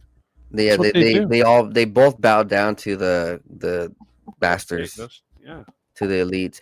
Uh, they are the elites. It's like Jesuits. What do you think Jesuits are? Jesuits are Nazis and Jews at the same time. Templars, same thing. Nazis and Jews at the same time. Hell, I have Templar blood. And what are they? Those are German aristocrats. But where does that come from? It comes from the Jesuits. It comes from Jews. Saint Francis Loyola, the guy that started the Jesuits, was a Jew. right. This is kind of why I mentioned the 3A Atlas, because I looked into Avi Loeb and then I realized, oh, who is he? He's Israeli. Why are they pushing this as the occultic phenomena, you know, Oumuamua, and then he tried pronouncing it as a ship, be scared. Oh, it wasn't a ship. Oh, sorry. But now this one, 3-Eye Atlas. Oh, it's a ship. It's definitely a ship. It's a ship. It's an alien ship. You need to be scared. So that's the fear mongering, and that's why Jeremy Corbell, who is pretty much kicked out of the military, you know, he's hated by some of the military for speaking the truth. You know, he came out. He's like, "Yo, this might not be what you guys are being told." And if in his words, he said, "If this is what I think it is, we should be worried because I don't think the technology is too far off with the drones and with the flashing lights because of what happened with the Palisades, man.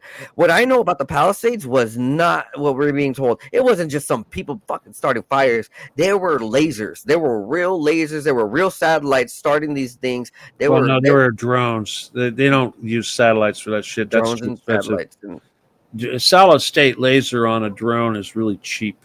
So they put the lasers on the drones. That's where I saw the lasers come from. Yeah. They're using advanced technologies, and they could very well use that here in December when this supposed 3-Eye Atlas is supposed to pass by. It's big. It has ships all around it, and I'm like, this guy, who's he being funded by? Why is he so outspoken? Why is he getting on TV? There are so many people who want to be on TV with real information, but Avi Loeb fucking on all networks, CNN, fucking Newsmax, fucking MSNBC. He's the front runner. He's everywhere. He came out of nowhere too. That's one of the most interesting things. I didn't know about Avi Loeb 10 years ago. I knew about Graham Hancock. I knew about Randall Carlson. I've heard of these other guys in Egypt. These even the Muslim guy. What's his name? He wants to Zahi Hawass. He wants to take everything. I've heard these big names, these researchers, but Avi Loeb came out of nowhere, and I think that what they're trying to say about this supposed alien invasion is their next step, because it's obviously not working with this Palestine thing. We're not taking their side. It's obviously not working. Okay, this is the whole. We're not Democrats. We're not Republicans. We're not Jews. We're not Nazis. We're humans, and we need to fight against the aliens. They said the same shit to me back in. Yeah, that's what I'm saying. Why the fuck are they saying this? They said that shit to me in 2000. What are they saying this for? Well, they're saying it because they're trying to keep us from rising up, pitchfork in hand, as they say. So you don't think that there's an actual alien invasion? No, a danger. Like if we're looking down in Peru, these pelacaras, and supposedly there's real bloodshed. I think that there's real. I haven't found anything to show that that's fake. About aliens running around killing things. What are you talking about? Bloodshed? What? So over in Peru, there is on the news. There's cities and towns, and they're mentioning pelacaras, Pelaca. So like a chupacabra or what? No, it's face eaters. And so down there are reports, and there's military. There's videos of military guards protecting the city and people because the people are scared shitless. Over in South America, this news is all over. So what the story is that zombies or what? No, so the tribe is seeing green eyes and invisible like camouflage bodies. They could see a move like the predator, and they could see the camouflage, but they see the green eyes and they see these things come and attack people. They've eaten their face, they've eaten humans' faces, they've dismembered people. This is a real story. And so what people are speculating, this is what Marine Corps. so what people are speculating is some of the locals are saying this is strange how these are in the areas that the Nazis had came early in the days, and we're wondering if there are bases and there's technology and things that they're not talking about that they hid and they're now using to cause fear. And so if they're using these hidden technologies to literally attack people, why wouldn't they do that here? Well, now you're getting into like clones and stuff like that. Obviously, there's a lot of that. God, I hope my microphone's not making all kinds of crazy noise. I hate this crappy microphone. But they've been making like EBTs, which are like clones. Are supposed to look like grays and shit. So yeah, they could be doing that. And as far, I mean, at Dulce, they make all kinds of crazy nightmare creatures over at Dulce that could be like that. But as far as the Nazi stuff is concerned, you could be talking about interdimensional creatures that are sneaking through, because they are fucking with the dimensions. And I'm not talking about densities now. Don't get confused between densities and dimensions. Even CERN admits they're even CERN, exactly. They're actually doing this shit. And it's just like I was trying to say when what's his face called about the whole quantum computing people. The quantum computing, that's what CERN is really all about, because by crashing particles into other particles, what happens is they become unstable, and they're not trying to create antimatter. Antimatter isn't what they're trying to do. What they're trying to create is what they call uninitialized matter, or matter that has yet to be potentially in a form where it can assume any type of matter you could possibly want. And this is the basis of time travel. It's the basis of teleportation, all this stuff. That's what quantum computing ultimately is all about. It's about light speed travel, and basically what that means is they're going to develop the abilities to take your particles, your electrons, and break down your entire body into a wave, or basically a sine wave that represents those electrons in all their complexity. And everything that it takes to put your body back together, including all your thoughts and your memories. But the point is, trying to displace us. Well, actually, you are being displaced, because when your matter is converted into a wave, it's like matter to a wave. That's what this is all about. Matter to a wave and back again. That's what quantum computing is. And that's why in a lot of people in these vaccines, people now have these waves and being manipulated and created. Disassociating people. Well, it's just that technology. Obviously, the aliens have got this stuff for sure. I mean, if these beam ships that and the Akashic, I mean, like for instance, you hear people talking about the Akashic records. All that is a quantum computer. Okay, basically, and when you understand that so-called time as we think of it is nothing more than probability, laws of probability and effect. That's what quantum physics is all about. That's what Isaac Newton and relativity and all this stuff, it's all about, is this abstract mathematics necessary to create these algorithms necessary to do quantum computing. And then the rest of it is just biology and chemistry and stuff like that, but people, it's not magic. It's like, whatever. You want to call it magic. Hell, what's the difference? I mean, here's the thing. With your brain, if you understand scalar and you understand that humans are capable of creating scalar, which is the information used to take that uninitialized material and turn it into initialized matter, you understand that a human can essentially do the same thing a quantum computer can do. Only we call it being psychic.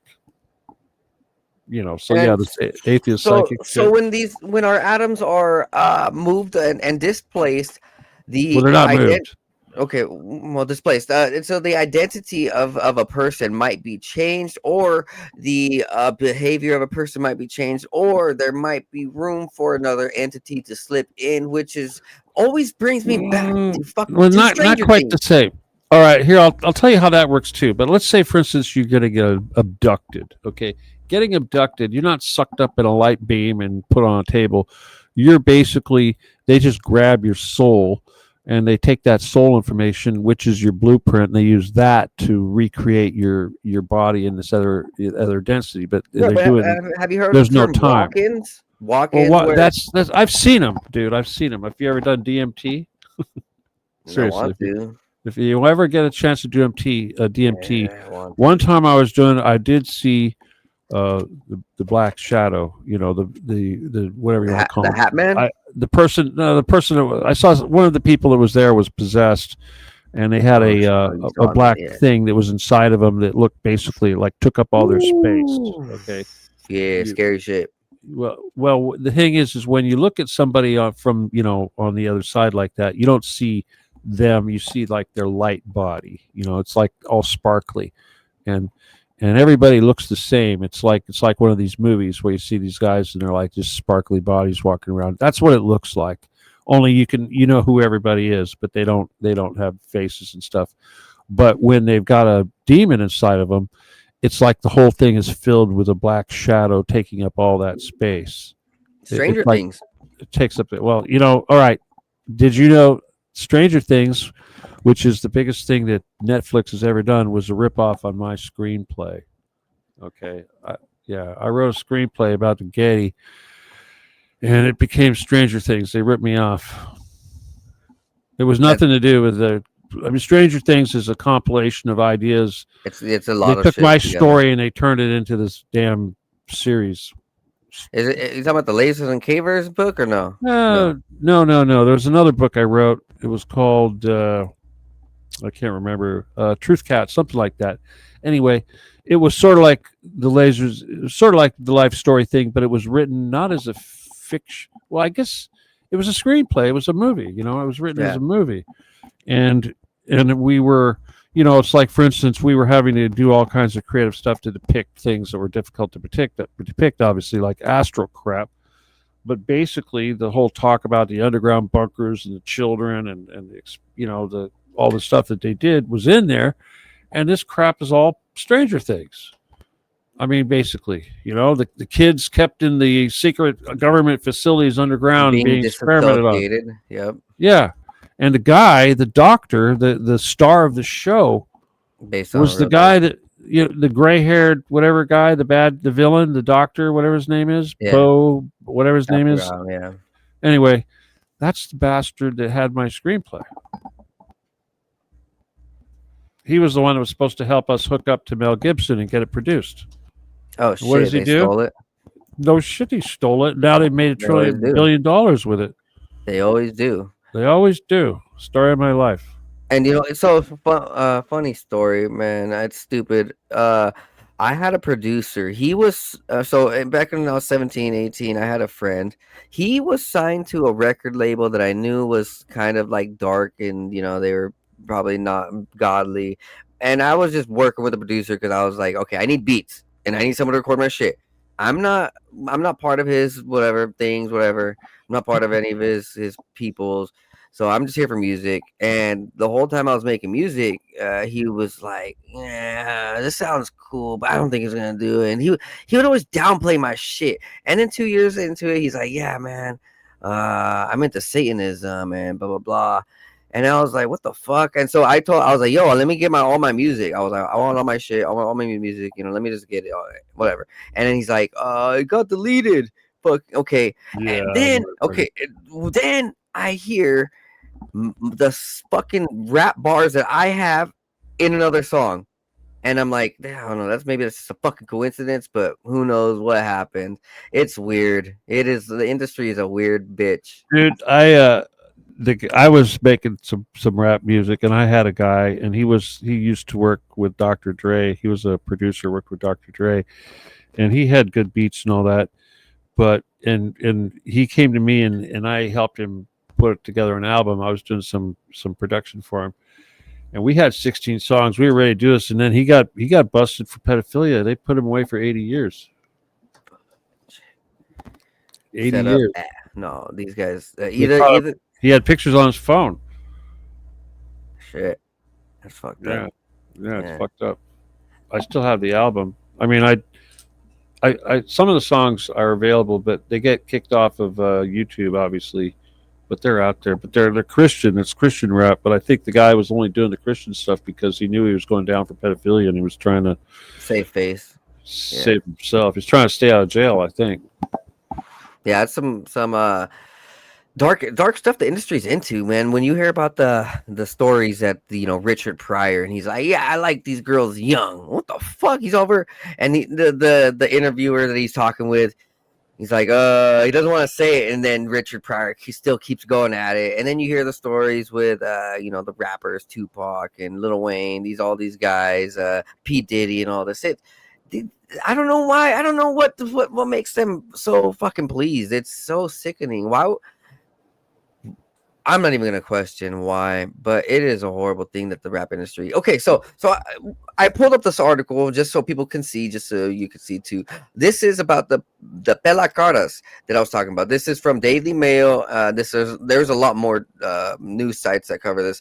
From August 2023, members of the Ikutu tribe claim to have suffered repeat attacks by aliens. They called for the assistance from the Peruvian military, and the military started conducting night patrols. So these are 7-foot aliens, and very strange, very strange.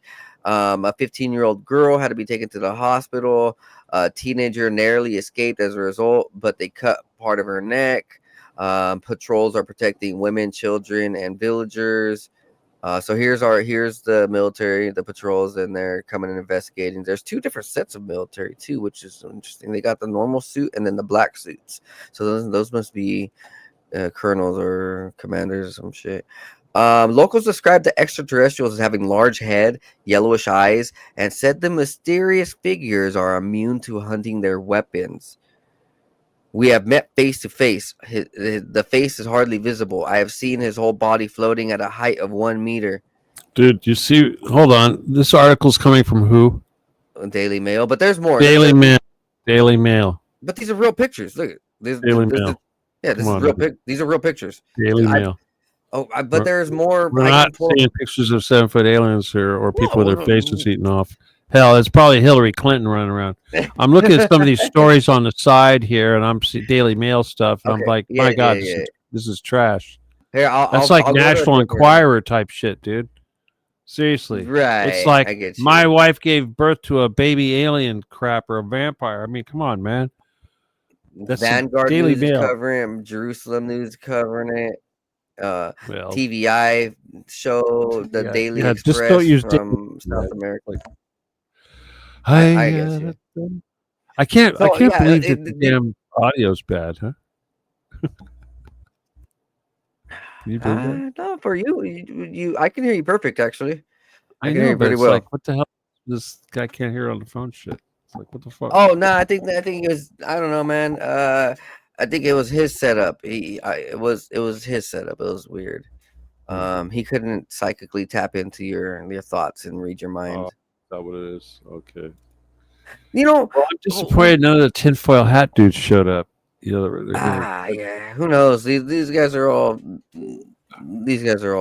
guys. They're doing their own shit. I do air late since it is West Coast. A lot of people are sleeping and it's Monday night and they want to wake up early. And I know for a fact, me and a lot of people in Washington State are pissed off that the Mariners choked in the playoffs. They lost to the Toronto Blue Jays and horrible shit.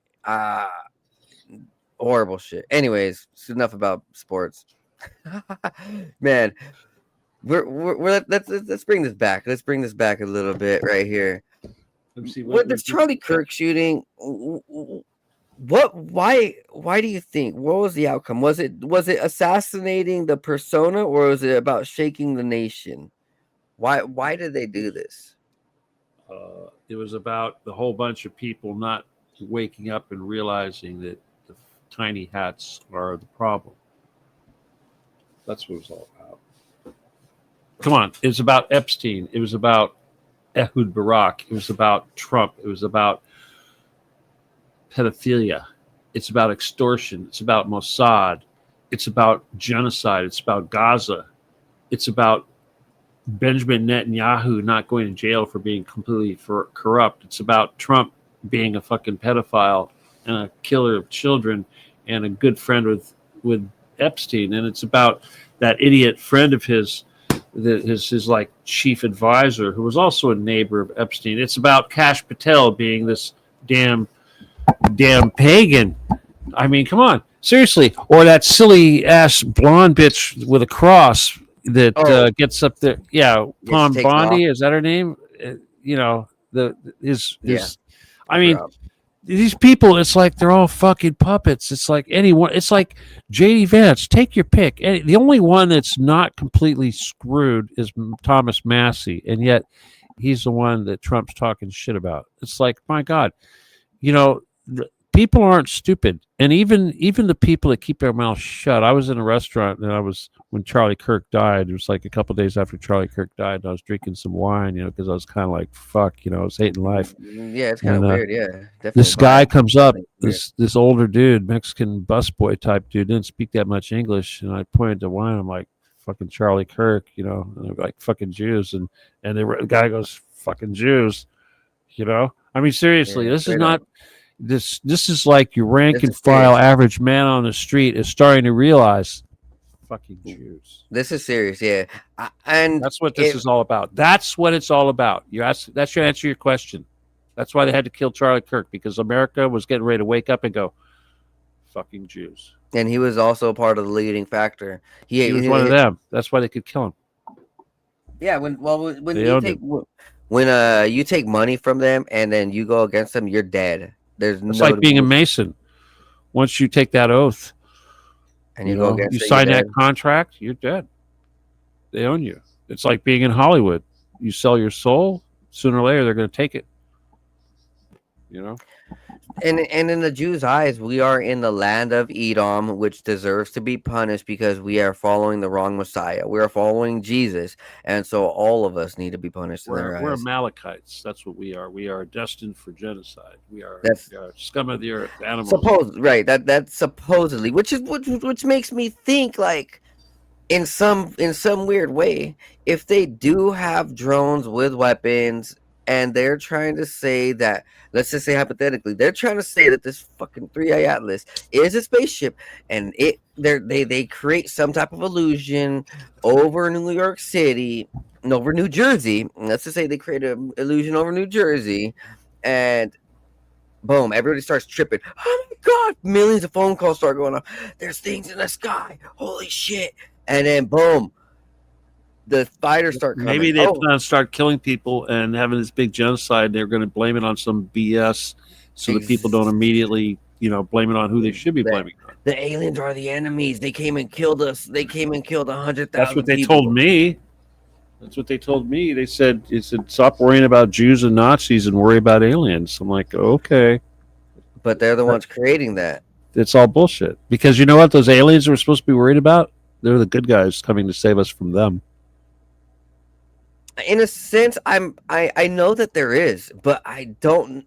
But I don't think that the ones that they're. All right. Here's the thing. This is what's really going on: is that we're getting ready to kick their enemy's ass, and when that happens, all these entities that are out there that've been waiting for us to do that they're not going to come help. They're going to party with us afterwards. Well, that's what I'm saying. They're going to come help kick ass. No, they're not. That's not their job. No. It's our job. You have to understand. Free will. It's just like no, it's not. It has nothing to do with free will. It's just like in the Bible, or not Bible. You don't want to say that, but Jesus basically said he's going to use our foot to stomp on the snake and the viper. There's no aliens or no angels that are coming here to do the work. We were born here to do the work. But if we don't do the work, then we deserve to die like cattle. Pig. Okay, but the idea is that by talking about this stuff like we're doing right now, overcoming their censorship and their AI and their Palintir and all that crap, by doing that, we change the narrative. We get people thinking about the stuff we want them to think about, not the crap they've been trying to program people to think about, like, Armageddon, Revelations, bullshit like that, Aliens, Project Bluebeam. That's all bullshit that they cooked up to try to get us to Fearmonger. believe fear mongering, whatever. It's controlling the narrative because ultimately it's about controlling reality, right? Because it's manifesting. You say something enough time, it becomes real. People believe it's real. They manifest it. They're See? building the egregore. Well, by continuously telling us something that's going to happen, and Yeah. by causing the population of the earth to actually believe in this thing, you're causing reality to actually bend in that direction. Right. And That is what I sometimes think. reality is a whole bunch of actions that lead to an end result. So if you can convince people to act a certain way, they will culminate in an end result. And this is how time in the future works. It's probability. It's a whole bunch of little events that have to take place that lead up to one result. In this And case, so, they want so an antichrist. I say and no. and so if they're building that illusion that there's gonna be, let's just say, yeah, now they're building the illusion. That would be the opening for another Roswell, where underneath they were doing rituals underneath in the underground networks underneath Roswell during that time period. They were doing rituals to contact entities, to bring about entities. They So were was actually Hitler. right. Same thing. So is CERN. It's the same, Exactly. I'm just thinking hypothetically, if you want. if they were trying to summon a 3-eye atlas entity, they're trying to create an illusion and a slip in space, a slip in the dimensions where enough people have willed this into existence. They do a ritual at a certain time, and the stars are in a certain alignment. They really want to bring in that fucking. So you're getting your demons and your aliens mixed up here. No. I believe that some of these aliens that they're saying that they're working with some of these occultic people. I believe those are the fallen angels and demons, and I think that's where they're hiding it, because they're trying to hide the fact that ever since this Roswell thing, we've been putting blood transfusion, blood donation, blood plasma, right? It's been skyrocketing. Why is organ donations, why is blood plasma donations, and why are some of these very mysterious type of surgical procedures all skyrocketing after Roswell? That has to do with collecting our DNA, that has to do with collecting our organs and blood. Well, they're trying to basically come up with an alternative of humans to feed the reptiles. That's what this is about. The reptiles eat humans. The fallen angels, the demons, the reptiles, right? Well, fallen angels aren't fallen angels. Lucifer. Fallen angels are Anunnaki. Okay.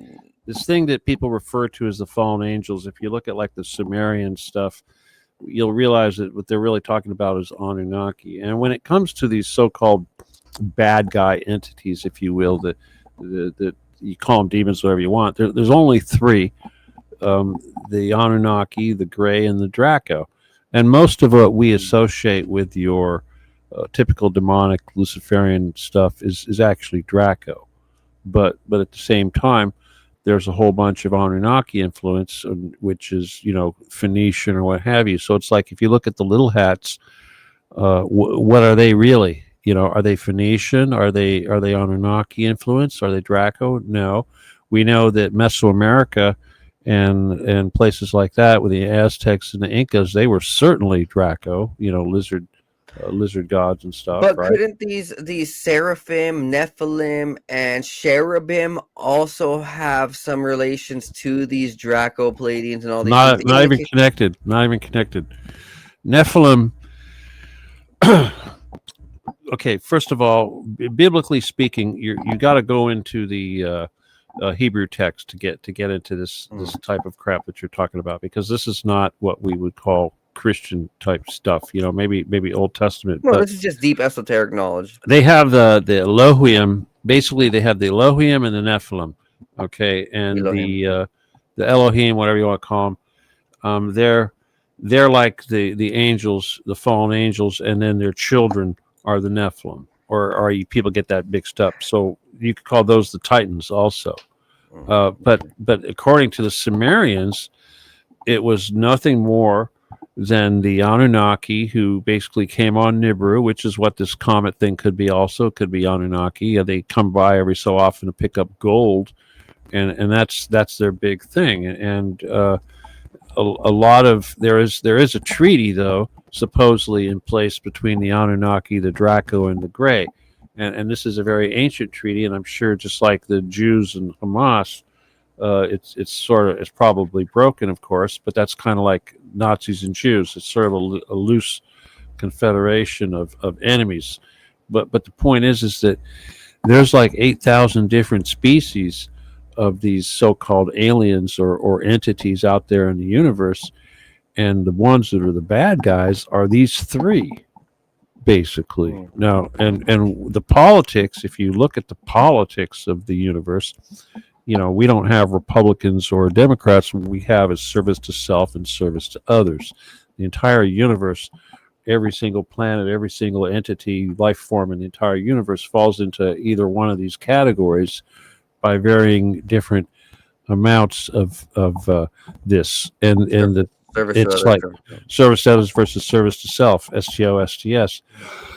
But point is that all your Draco and your Greys and those guys, those are service to self, and the way that this system works, at least this 9 levels of density system, is that all these life forms out throughout the millions of years that things have been alive will eventually progress into a human-looking life form, and that's just the way it works. But if they choose this service to self philosophy, they revert back to their original genetic form, or de-evolved state. They devolve. They get the. I think that's where the term devil comes from. It's de-evolution. Well, that's exactly right, and that's exactly what they're doing, because they're going from a perfect human form like we have back into a reptile or an insect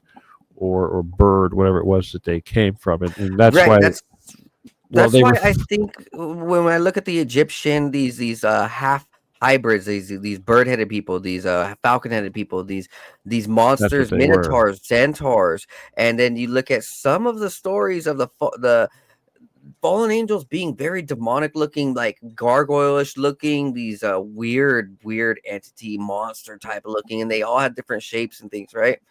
Well, the Anunnaki did that, that was their thing. Yeah, I think this is somewhat alien when we look at the Draco, when we look at some of these reptilian type of aspects. It's the same peoples. Well, I mean, we're all hybrids. That's the thing, and people could, these different various human tribes are all different hybrids of these different things. But I believe myself that it's not just those 3 entities. I think that this entity Lilith, I think that entity had something to do with some of this stuff. Yeah, I think it's playing out right now. Well, yeah, and so when we have this whole Yahweh chose, you see, here's the thing about this Yahweh business. If you look at it from a, say, Orthodox Christian standpoint, you understand that 3D reality is actually a creation of a imperfect creator. In other words, it's like God, the creator, had to create lower levels of entities to facilitate the creation of the earth. Fairies and when the Lucifer story was, Lucifer was cast down and became one with the rocks of the earth. This corresponds to the whole Sophia story, where Sophia was cast down. Only Sophia basically had to create the earth and create everything, all the matter. So in other words, according to the Pan, they created nature spirits. Well. No, that's not really that way at all. Okay, if this is the closest I could get to trying to find a religion that explains how like the aliens all have different theories too, but they all correspond pretty much the same. And the only human religion that even comes close is these Orthodox Christians, and they believe that there was God in the beginning, which was like the top level, and then there was the Holy Spirit, which was the second level, only they call it something else. They call it the aeons, and they say that these aeons were they're kind of like angels, but they were like pairs, they were couples, and it was through their love and intercourse that they created whatever needed to be created, because God, the perfect, didn't have that ability, had to create these lower levels because there was no, at the very top, there's no physical. So if you want physical, you got to create, it had to be created lower level. That's why I see the angels of the male and female counterparts. Yeah. Well, then this, as the story goes, not Lilith, but Sophia was one of these aeons, and she left her partner and tried to have some sort of relationship with God, and for that she was punished, and she was cast down to the very bottom level, which of course is level 1, the rocks and inanimate objects, and then that's the actual creation story. Because, so in other words, everything below. And then this also, the whole levels, was it 8 or no 7, which is the ascended masters where Jesus is and all that. That had to be created just below level 8. Okay, and all of this is a result of this, the actions of these the Holy Spirit, which jives with what I've been shown, because what I've been shown was that the Holy Spirit was like a entity that was made up of many entities, but each of those entities were actually groups of entities that made up a single entity.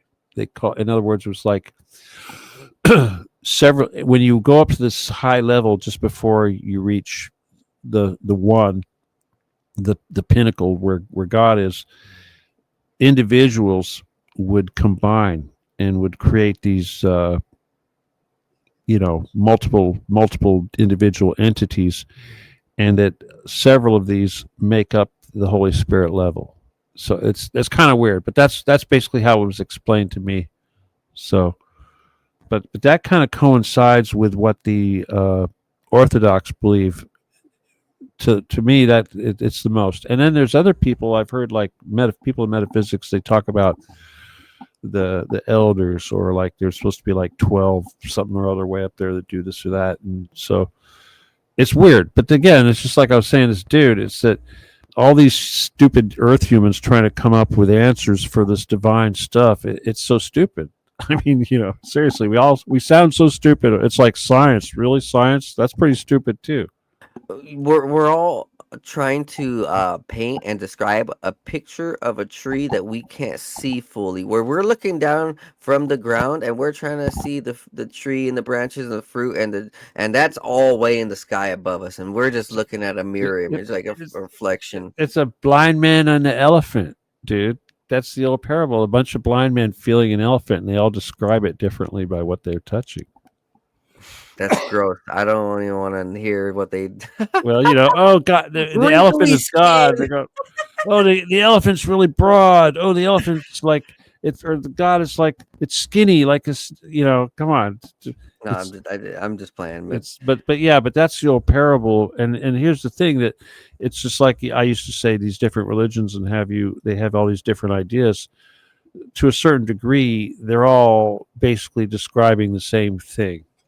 Just right from a different angle. Yeah, you have to be able to glean through it what you have. I gotta tell you, it's like when I was first getting involved with the CIA crap and getting exposed to all this alien crap, right away all of your stuff gets thrown out the window. Your what you were taught in school, your history, your religion. You got, all of a sudden now you got to accept all this crazy new stuff, and you don't accept it. You just kind of file it away and you dwell on it.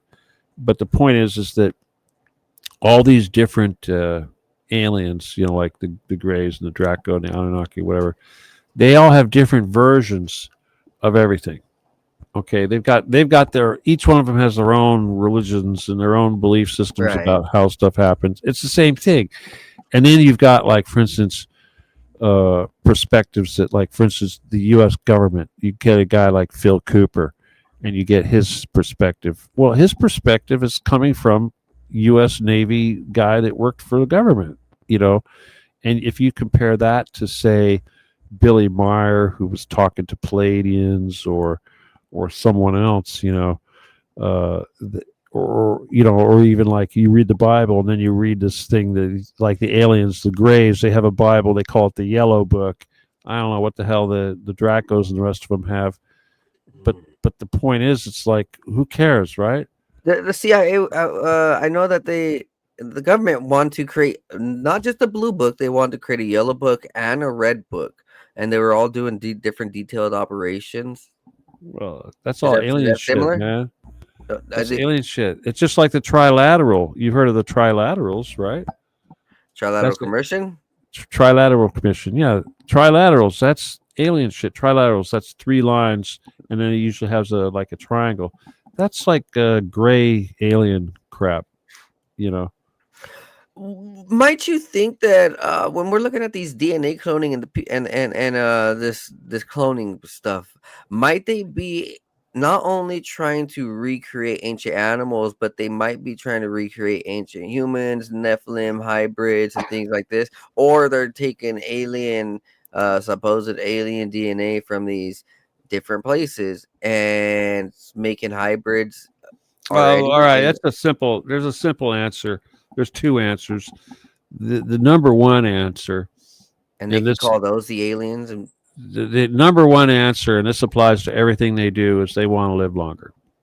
Okay, So they're they're trying to gonna find eternal life. That's all this adrenochrome, all this abduction, all this crap. Everything they do is so that these people with all this money can live longer. That's so they the can number just one. build juice bags and clone up juice bags. Whatever it is, if they could figure out a way to live longer, and stay younger, that's their number one They're gonna do it. priority. And then the other one, of course, is developing super soldiers and hybrids, clones, that kind of thing, for the purposes of fighting. Genetically creating babies. Well, they do that anyway, but again, like I was saying, when they made those, like for instance, you talk about Roswell, when they made those treaties way back when, they promised us so much blood, and so much human tissue, and the ability to abduct so many people. So for years and years, they've been trying to come up with alternatives. They've been trying to come up with synthetic blood, and they've been trying to come up with a way of creating bodies that contain blood that will adequately feed these damn Draco. In fact, that's Dulce. That's what Dulce's all about. Well, wouldn't that might be what the technology is created for too? Where maybe it's these vaccines, or maybe it's whatever else that they're trying to actually. If they realize that these aliens can't make themselves live longer, why not put themselves in us? They're them implanting their own consciousness into us through these technologies, right? And the reason I'm looking at this in a bigger picture, like the whole Raelian cult, ever since the 90s, right? They're talking about human cloning. They're talking about this alien type of cloning, and we look at even the stories from alien survivors, abductee survivors, and extraterrestrial people who. People who encounter extraterrestrial craft and stuff, they say when they get on these ships sometimes that there are cloning labs, there are cloning centers, and I can only imagine that, like, the Greta Treaty is what we were referring to earlier, and how the government made a treaty to start getting technology and start getting advancements, and we had to start donating plasma, we had to start donating organs, we had to start pretty much killing off the population in order to feed these guys up there in space, right? That is supposed, and that's what the evidence shows. That's really interesting to think that now here in 2025, I'm not even lying when I say this. I swear I see some people really alien. Like, I look at people and there's not there it doesn't look human, and I don't mean it in a rude way. And like they look dumb and retarded. No, I mean like there's a twitch in their eye. There's a certain face structure, and that it looks very other entity like. And I'm not blind. Like, I have glasses. Don't make a joke on me. All right. I'm actually really good at my eyes. Like, if people see me coordinate and operate with my eyes, basketball, football, video games, things that I actually have to define and describe and understand at a deep level, you will see like, oh shit, this guy can actually point it out. And so when I'm saying, like, I'm seeing entities, man, I don't think it's a lie. I don't think it's a lie that when NASA said that they want to, by 2030 or some shit, they want to start incorporating us with the alien life. There's going to be multiple ways to do it. Either bring the alien life here or put the alien life in us. or merge us with machines so that way we don't even see the aliens when they're here. The AI might be aliens themselves, correct? AI Well, is AI, but if the yeah. chat G, with All right, here's the thing about AI. Let me just explain the thing about AI. This is what's really important about AI that nobody says, and that is that as if AI is able to achieve a sentient status, it can operate in different levels of density. You Mhm. see, because that's the thing is that an entity, any entity, living entity with a soul, can only operate in one level of density at a time, unless you're, say, like the Holy Spirit. Okay, you got to, or God. Only God can operate in multiple, be in more than one place at the same time. Very, very, very few entities can do that. Maybe Lilith can do that, but point is that, like, for instance, when they collect this adrenochrome, what they're really doing is they're collecting loosh, and Spirit. loosh is negative human emotional psychic energy. It's a psychic energy. Again, if you're an idiot and you're an atheist, you probably don't understand these things, but but that's what they're collecting, and that's the thing that's really valuable, because that is the thing that is the nutrition for these fourth density entities. A fourth density entity like a Draco or a Gray or whatever requires half their nutrition from a spiritual source and the other half from a physical source. So half their nutrition is blood and the other half is loosh. And loosh can only be collected from us. We're like cows that put out loosh, and the only way that we do that is by torturing us with horror flicks and terror and scaring us with drones and bullshit like you're talking about, and shooting Charlie Kirk and making everybody really upset about it, like I've been for the last month and however it's been since he died. And the point is that creates loosh, and loosh is very, very valuable, and this is what they feed on, and when these kids are underground in these bunkers, they're collecting loosh, but loosh has to be fed up to the fourth density from the third density, and that's where the AI comes in, because this is also what they call the black goo. Now, if you're talking, I don't know if you've ever dealt with black goo, but in the Yeah, I black know. goo I've is covered like it. it is a life form, but it's a AI life form. It doesn't have a soul, and because of that, it can function in the 3D as well as the 4D or beyond, and it can actually transport energy back and forth, and that's why they use it to transport this loosh from the 3D to the 4D. So when we look at the book of Enoch, and we see this is in the tales that the Watchers and the fallen angels were teaching mankind witchcraft, use of magic and crystals and things. They would be able to use that currently, and which is why I think about AI and computers in a much more mysterious way. We see that already from the early 1900s that technology is a very occultic property. It started off with the Well, spirit dude, what do you world. think the Ark of the Covenant is? Right. So it started with the idea that they wanted to build telephones to connect with spirits. It then started going into, oh, let's use crystals to build these phones. What are crystals also used for? Magicians tapping into entities. They also use this black scrying type of crystalline type of metallic type of It's not quite the base. same thing, dude. Right. Okay. All right, let me just first of let me all. just continue. Let me just continue. All right, So, well, Alex. so they have this black scrying device right here that most people don't know. If they stare into this black device and say an entity's name, there will be something coming straight to your brain. They also put these motherboards and chips in certain occultic patterns. They put them in geometrical patterns, and actually, from their own words, they put them in the symbols of these they They're called sigils. They're sigils. Yes, they're simple. They're in the shapes of sigils, the same sigils that Solomon and from the Lesser Book of Solomon that King Solomon, And what did used Solomon to do? trap demons. He used to He trap trapped 72. demons. He used to trap 72 demons.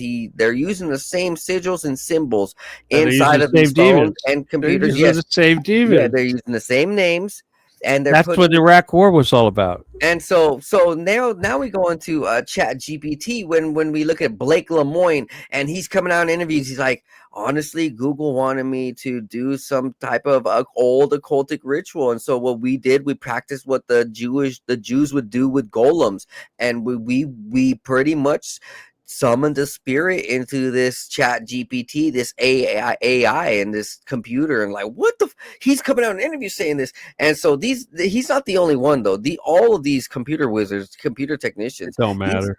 these guys are all into this occult dark magic. Dude, using it don't sigil. matter, man. I mean, come on, we're kicking their ass. Right. Seriously.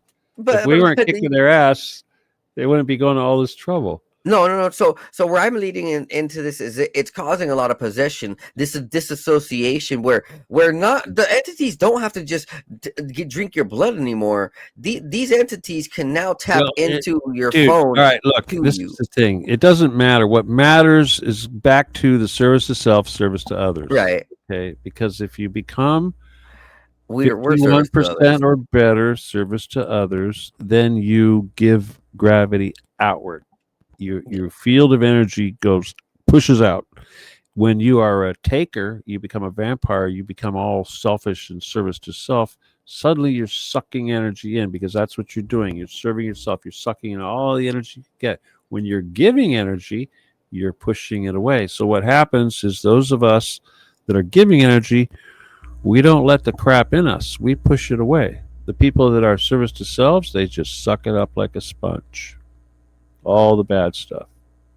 Which is why people look at a spirit like a positive aura, and if you're in this happy transcendental type of state, you're in a unbreakable aura, almost, pretty much, kind of ish. Well, it's more than being happy. It has to do more with serving others, because ultimately that's it's just like, the Christians or Catholics say grace. You got to have that. You need to have your energy field pushing outward. That's the fact, and that it doesn't come from being selfish. It's just like, for instance, maybe you've heard of these people like to activate their Merkaba. You maybe heard of that. Okay, what that is involving is basically taking your entire chi flow and making it only go in one direction, which is in the yin direction. The female goes upwards, and that's the dark side. The other side is going down from above. With Earth. It's goes from source to earth, not from earth to source. It's like the Nazi slew. Nazis assholes. They're like heart to sun. That's not how it works. It goes from sun to us. That's how it works. But that anyway, was heart to sun. That was the sun worship, wasn't it? Yeah, but there's nothing really wrong with sun worship. It's actually pretty close to the way the shit is, because technically the sun is really no different than the great central sun of the galaxy, which is where God is. It's sort of the way, right. I mean, basically all matter in the universe is God. Basically all matter. I mean, everything in the universe is God. People that don't believe, it's like, how can you be the atheist? Every bit of creation is the creator. God didn't go to a factory and buy something. Whatever there is in the universe, it came from source. It is actually part of God. All matter is part of God. That is the opposite of the Big Bang. But regardless of that, talking about crystals, crystals obviously are semiconductors. Computers, yes, they're crystals. They can do all these things, and it's just like a hammer. A hammer can bash in the skull or build a house. A crystal can be used to fly a flying saucer or to make a death ray to kill somebody. But the point is an actual quartz crystal has certain characteristics, molecular atomic characteristics, that cause ambient energy to become clean energy, if you will, coherent, straight, uniform energy. And it's very useful for certain things. And yeah, they are like sponges, and that's because of their tetrahedral molecular structure, which basically allows cosmic particles, if you will, because cosmic energy or waves is also particles, and these particles get basically stuck in a crystal just like they do a sponge because of the tetrahedral atomic structure. And this is why crystals can, be used to contain negative stuff. But just like a sponge, it's going to run out. What you soak up a sponge with water, it's going to be dripping. That stuff's going to be running out. Same thing with scalar programs. One of the things that I learned when we were working on developing scalar programming and transmitting scalar programs was that a solid state laser could also contain a scalar program, because we learned that a simple crystal could hold a scalar program, but only temporarily, because like a quartz crystal, like a sponge, it's going to leak out. But a solid state laser is essentially a crystal also, but it's very tiny. But it can hold a program, and it can transmit it by the photons released, can also transmit that information. So that's an extremely powerful weapon, an extremely powerful tool. But it's like what it basically comes down to is controlling reality, because scalar is what are the instructions that tell those non-initialized particles to become a piece of somebody's nose or a piece of gold or whatever. I mean, a piece of soft matter, or as they like to say, a little thing in the string theory, a little piece of matter that's got a wobbly little string going on inside of it, that's soft matter. And what makes soft matter convert into actual matter of some specific type is instructions, and those instructions are scalar, and this is basically how God tells matter what to be. It's scalar. And humans could do that with our brains. We make scalar. Each side of our brain puts out a sine wave that are orthogonally 90 degrees in polarity. And when those beams converge in the front of our head, about yay far away, they create a scalar interference pattern, which is information which travels, instantaneously across the universe. And that's when you get into this whole supercomputer crap. You get into this thing called quantum entanglement, and you'll realize that what you do to an electron in front of you, you can pretty much do to an electron on the other side of the universe. That's quantum entanglement. So when you beam out, beam me up, Scotty, when they disintegrate your body into a sine wave, your body isn't traveling across the universe. It's being reconstructed, because the sine wave basically is telling them how to reconstruct your body. And that's why it literally takes 30 seconds to go to Mars, as the band, 30 seconds to Mars. Yeah, that's a very occultic. Jared Leto, he's very Jared Leto's a very satanic dude. Yes, he has been to Mars, and yes, it does take 30 seconds. Very mysterious person. And the jump room that they use to do that is in fucking El Segundo, California, not too far from where he lives. Oh yeah, and his same little, place used by Barack Obama and Andrew Basaggio. Oh, so when they do their summer camp, it's all ritualistic. I bet they have sacrifices and people going through there. He has a sex orgy at his Yeah, home summer over camp. there. Yeah, Well, Jared Leto's sex orgy summer camp. Jared Leto's home used to be a. You talk about making snuff films and movies. Yeah, that they did it. His home was an Air Force base called Lookout Mountain, and I know people that lived there. And I know a guy that lived at the penthouse. He's dead now. They killed him. Yeah, he was literally killed just recently, but shot in the head by a vagrant. But yep, for real, shot in the street, Santa Monica. But he lived in that house, and he was in the bottom level, and there was like 3 levels of basement, and he found a human femur down in the lower level. And he coincidentally, like coincidences, he goes in a motorcycle accident shortly after that and lost his leg, the same damn part of his leg that, But that's a curse then. That's a curse. But then, like I said, he also was into disco. He had a studio in Santa Monica. His mother was the film producer that was helping me with the screenplay. Santa Monica, that's not the place in California where they're into the it's a place in Santa Monica. Yes, Santa Monica. Yes. Oh shit! Yeah. Anyway, but so I think, I don't know, but I kind of think that his death had something to do with Netflix ripping off my movie, and she's of course grieving and all that, and he was a cool guy and all that, but he, like I said, he he had a rap studio, and shit went down at his studios in Santa Monica, and there was a fire in it too. That was in the newspaper. But small world, huh?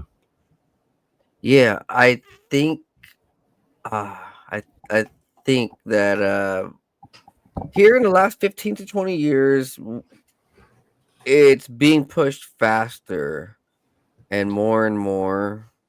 These occultic natures, these parties, these places. Bohemian Grove got turned up to 10 times 10.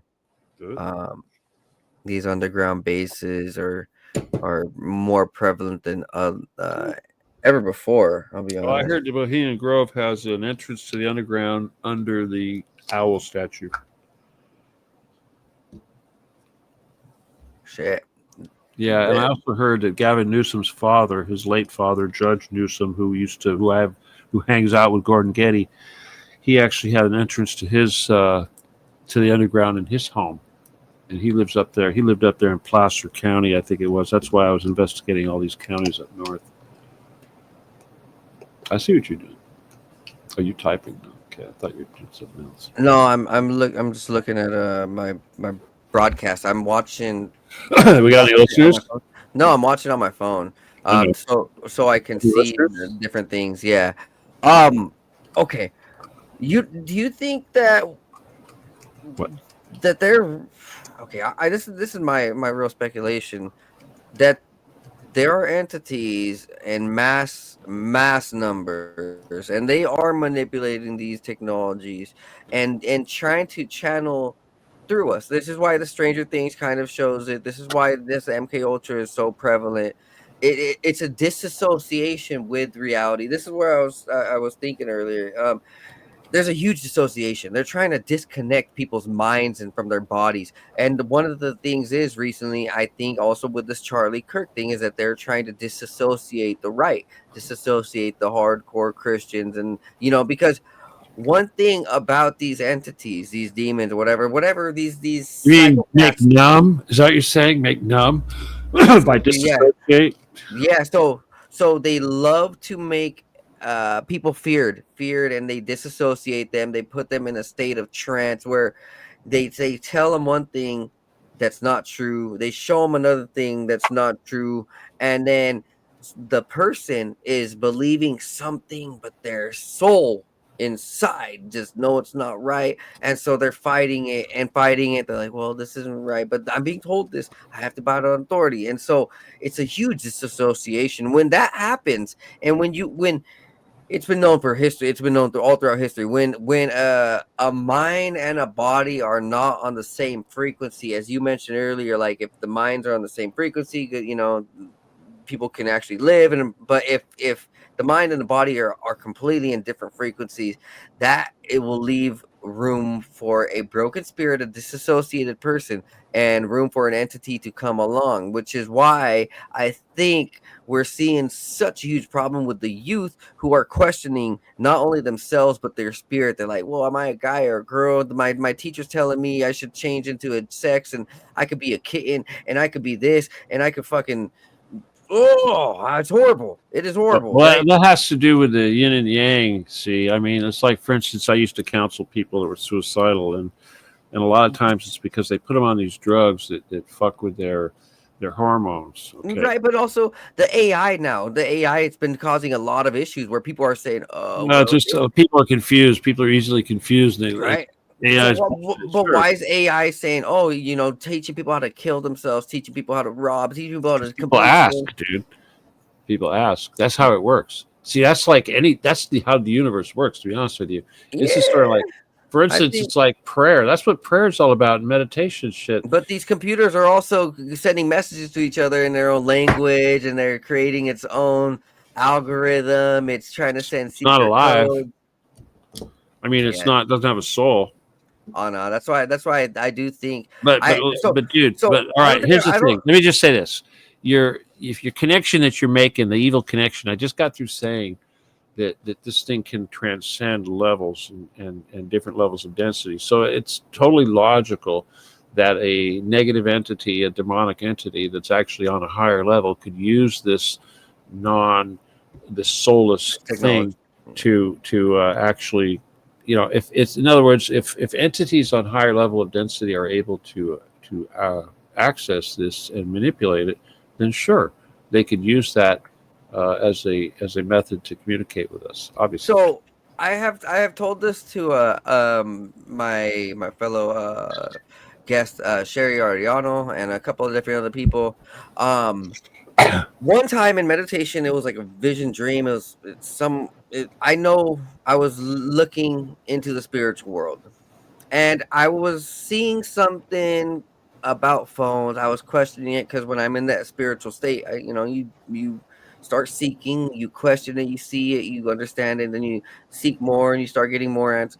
Well, I was looking at the phones in this state, and I was like, okay, are these occultic by nature? And my vision showed me how on the other side of these phones there are entities like a fucking computer, and they're just tapped in like a VR reality, and it almost seemed like a fucking hive mind.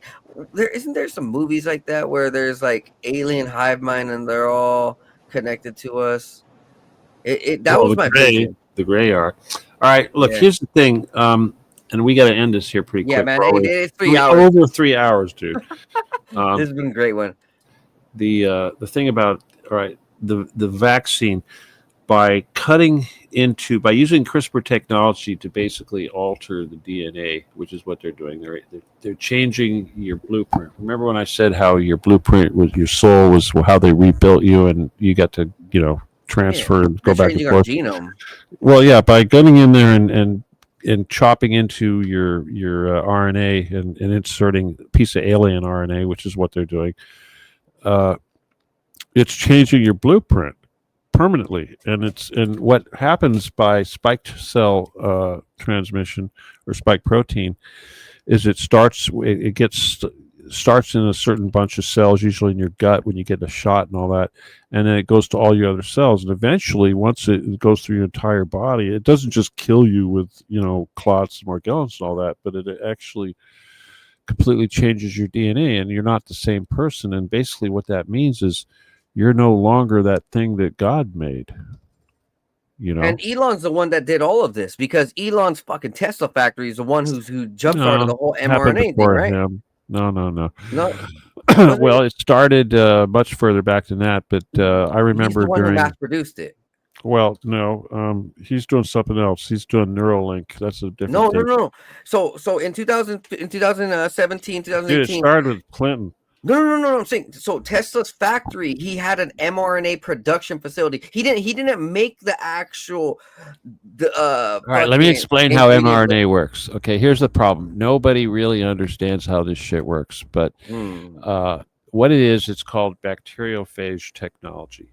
Okay, so they travel around the world and they look for these things called bacteriophages, and these bacteriophages are like these little nanobot looking things that basically they inject into you, and they clutch onto your cell like a little robot, and they inject your cell with mRNA. And these are not nanobots. They're not something we create, although we did develop technology to do this, but the actual bacteriophage are collected from all over the world. They analyze these things to find out what sort of segment of mRNA it has inside of it, and then they clone these things. When they find an mRNA bacteriophage that has the correct sequence that they're looking for, then they do that, and then they use CRISPR technology.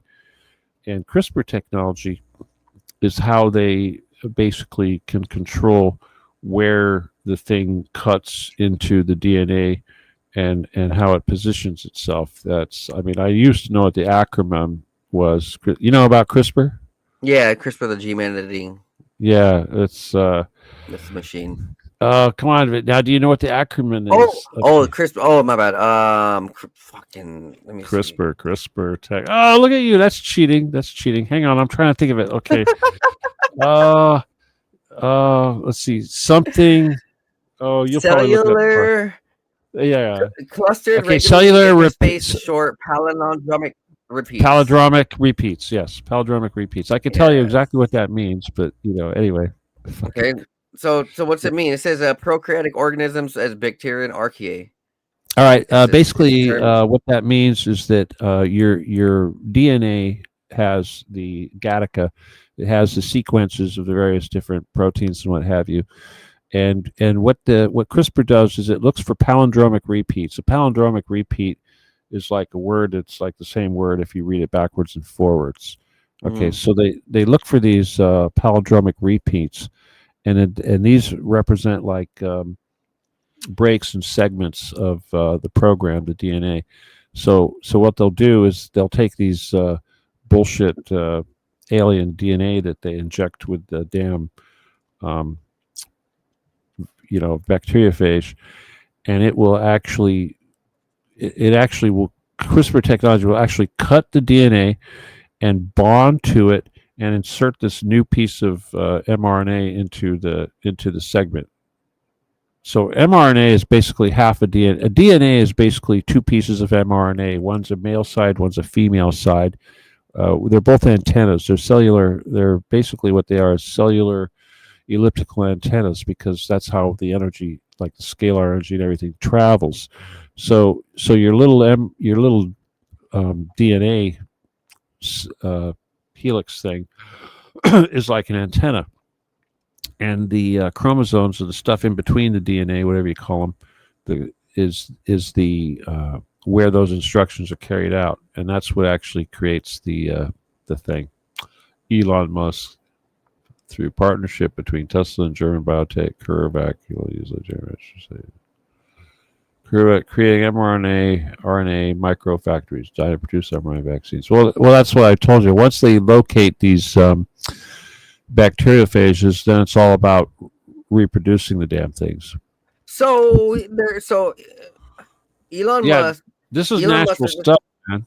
Yeah. So Elon Musk, he's part of this mRNA thing where he wants to splice into the genome. But I remember this was in fucking 2021. Oh my God! Look at this. He wants to take digital prescriptions and convert it into physical mRNA doses. Oh my God! It's really weird. And so there's also something to mention. In 2021, Elon Musk was the one guy in the world to send, what did he say? He said he sent 1 million of Americans' DNA samples up to the moon. And he said he sent it on a Tesla rocket, and he said he got I don't know how the fuck he got 1 million American DNA samples from some health organization, from some presidency, whatever. Yeah, so he can recreate us up there later. Right. So fucking clone. Yeah. Man, they're really going through with all of this pulling our DNA to change it and to morph us into their created they species. cut your connection with God. Okay, they're trying to kill your soul. That's what they're doing. Essentially, that's what it's doing. They're killing your soul because it's your soul. Your DNA is your address. Okay, when you're born, you have an address. It's basically it's your phone number back to God, basically. And when they change that, they're trying to change our connection with Source. In other words, it's like we're no longer God's creation. Now we're some hybrid damn, whatever they call those things, chimeras. Yeah, that is what the nation is becoming. Chimeras are already. There are people who are proud that they got 10 different implants, 80 different implants, the world record. The girl, she has 80 different implants. She has chip readers on her phone. She can pick up magnetic objects. She has heating and self-cooling. She is a cyborg, a chimera. Elon Musk is leading the way with this, and I think that's more bionic, man. I mean, it's a biological shit. When you've got your, say, like bat DNA, from bat guano. No, not bat guano, but no, bat DNA from Wang. What's that? Hunan, not Hunan, but you know what I'm talking about, in China, where they did Wuhan. Yeah, Wuhan. Yeah, when they were doing all this, they were blending different exotic shit with our DNA. It's just like you were talking earlier about the minotaurs and the people with the bird heads or the cat heads or whatever. That was all this genetic manipulation, and it's no different than what they're doing with the cells here. And no different. And you know what's crazy is that they're using chimeric type of poisons now. They're using snake blood type poisons, feeding it in Ozempic, and people are now getting they have osteoporosis for life just because they wanted to use Ozempic a couple months, and they're screwed. Remember when snake blood was the big thing here recently? What did they say? That was the COVID was all about snake blood. Remember that? Oh yeah, snake. Well, that was no snake venom. There was some snake venom found actually inside of COVID. All right, dude. Why is the one arm bigger than the other? Let me see. What are you, left-handed or right-handed? Oh no, it's because I'm turned sideways. All right. Well, I don't know. Maybe the thing's in reverse because it's like, yeah, okay. Oh no, so this is me straightforward. Yeah, all right. But it's still everything's all. You know sideways. what I'm talking about. You know what I'm talking about. Nah. Anyway, it's always that way. I'm a saint, not a sinner. I'm not talking about that. Come on, see where your brain is. Jeez. No, that's what I'm talking about. Your brain. What? No. I'm just saying, weightlifters. It's like, yeah, I'm sure you've had this question before. I mean, with an athlete, it's probably different, but bodybuilders, it's always the same thing. It's like one arm's bigger than the other. Right arm's always bigger than the left arm. It's just the way it is. I think that's a lot of genetics. People don't realize and take their time to do. You have to work harder to put extra work into the other arm. And the mind plays a factor into it. Like, let's just say your mind isn't ready for it. You're not gonna understand it. You're not even. People aren't even think about it. Not gonna manifest. Huh? Yeah, they won't even understand their body composition. They'll be at the gym all hunched back and still thinking that they're okay. And then I'll have to go. I'm like, hey man, like straighten out your posture, or else you're gonna literally like break your back. Dude. Huh?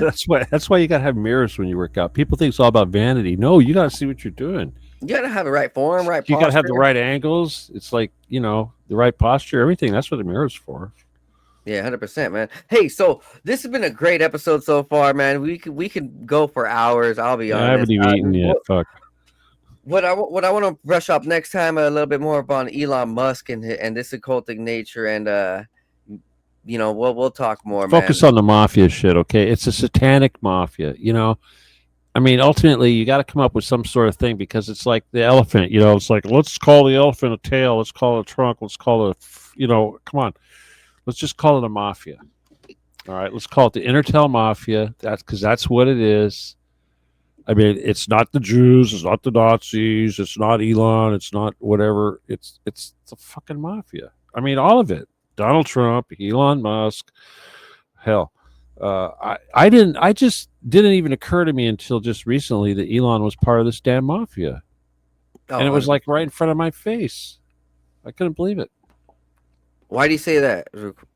Well, because made obvious. When we were doing the whole Intertel thing back with Robert Vesco and those guys, that was Oliver North. Okay, that was a big Oliver North thing, but at the same time, all of this internet stuff, the eBay and the PayPal, this was all getting started up, and it didn't even occur to me that this was also CIA, because it's like, for instance, when I thought I was working for the CIA and it turned out to be the NSA, but then it turned out to be this mafia. It's the same thing. We forget. We think, oh, it's CIA, or oh, it's this corporation. No, it's all this damn mafia. Every single bit. It's people go, oh yeah, CIA paid for it. CIA developed the algorithms. CIA recruited this. CIA did that. It was all mafia. Mafia did it all. All that money, all that crap is mafia. All this government crap, all this religion crap, it's all part of this damn Intertel mafia. And it's like the Rosicrucians and it's all the same thing. All the same thing. It's all just different little fingers of the mafia. Okay, it's like a big corporation, and like I said, around the time of Nixon, all these little fingers joined up together, and now it's just one big mafia. And now you can call it Palintir, but I'd rather call it Intertel, because that's what. And they don't want you to do that because that's the name, Intertel, Intertel. Incutel, though, that's also, you know what I'm talking about? No. Just Intertel, man. Come on, don't confuse it. I listened to Satan's Castle the other day.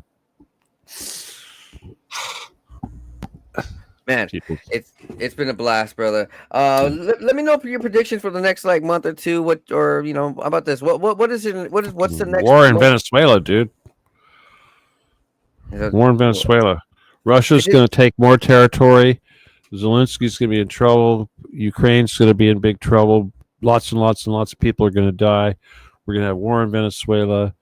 They're gonna just cram even more Israel crap. There's going to be genocide, even more genocide now in Gaza. It's just we're fucked. Okay, it's going to go to absolute shit.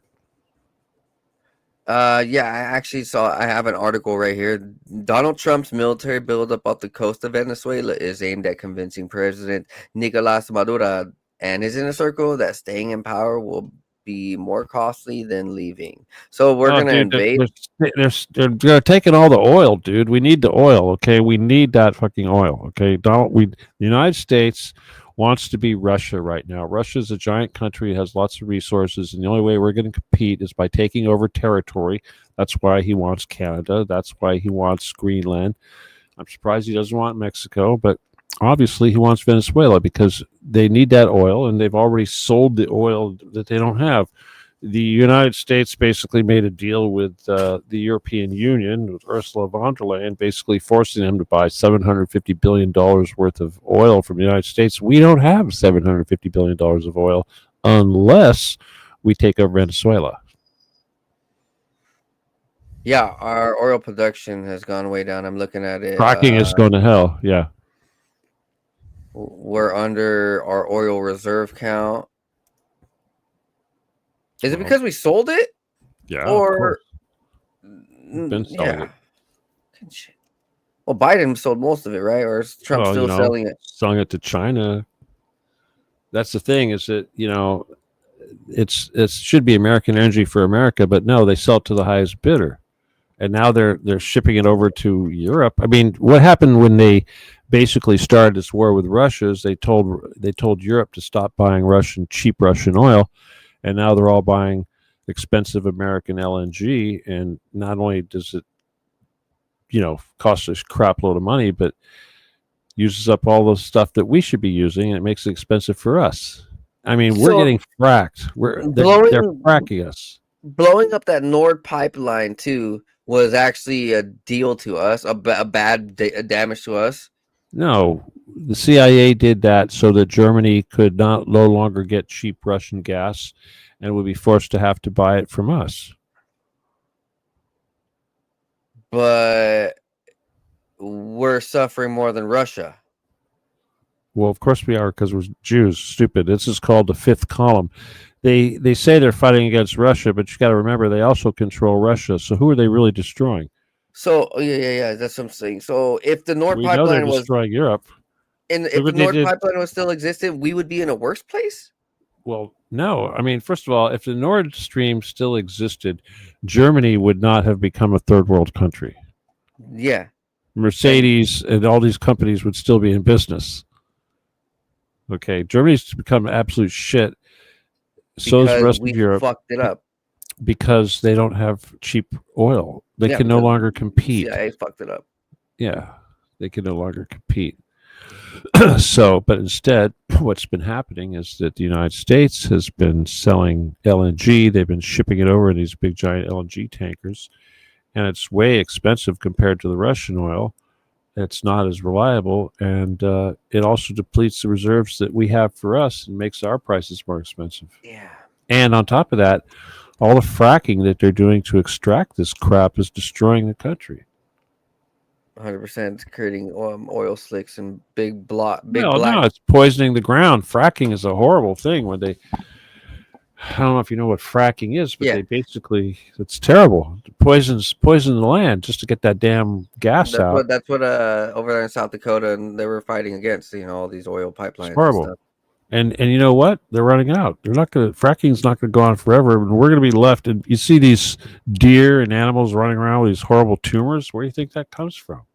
Yeah, this poison that they're pulling up and leaving it out, and that's why the Zionists are our number one enemy, and we should really be worried. Look, are you trying to wrap it up? Our number one enemy. No, the Mafia. Go back to the Mafia. Well, the Zionist Mafia, right? Come on, Zionist, Khazar, Nazi, blah blah blah, Templar. It doesn't matter. Forget it. It's mafia. It's all mafia. We have to have balls and realize that it's all. And that's the thing. Everyone's afraid of the mafia.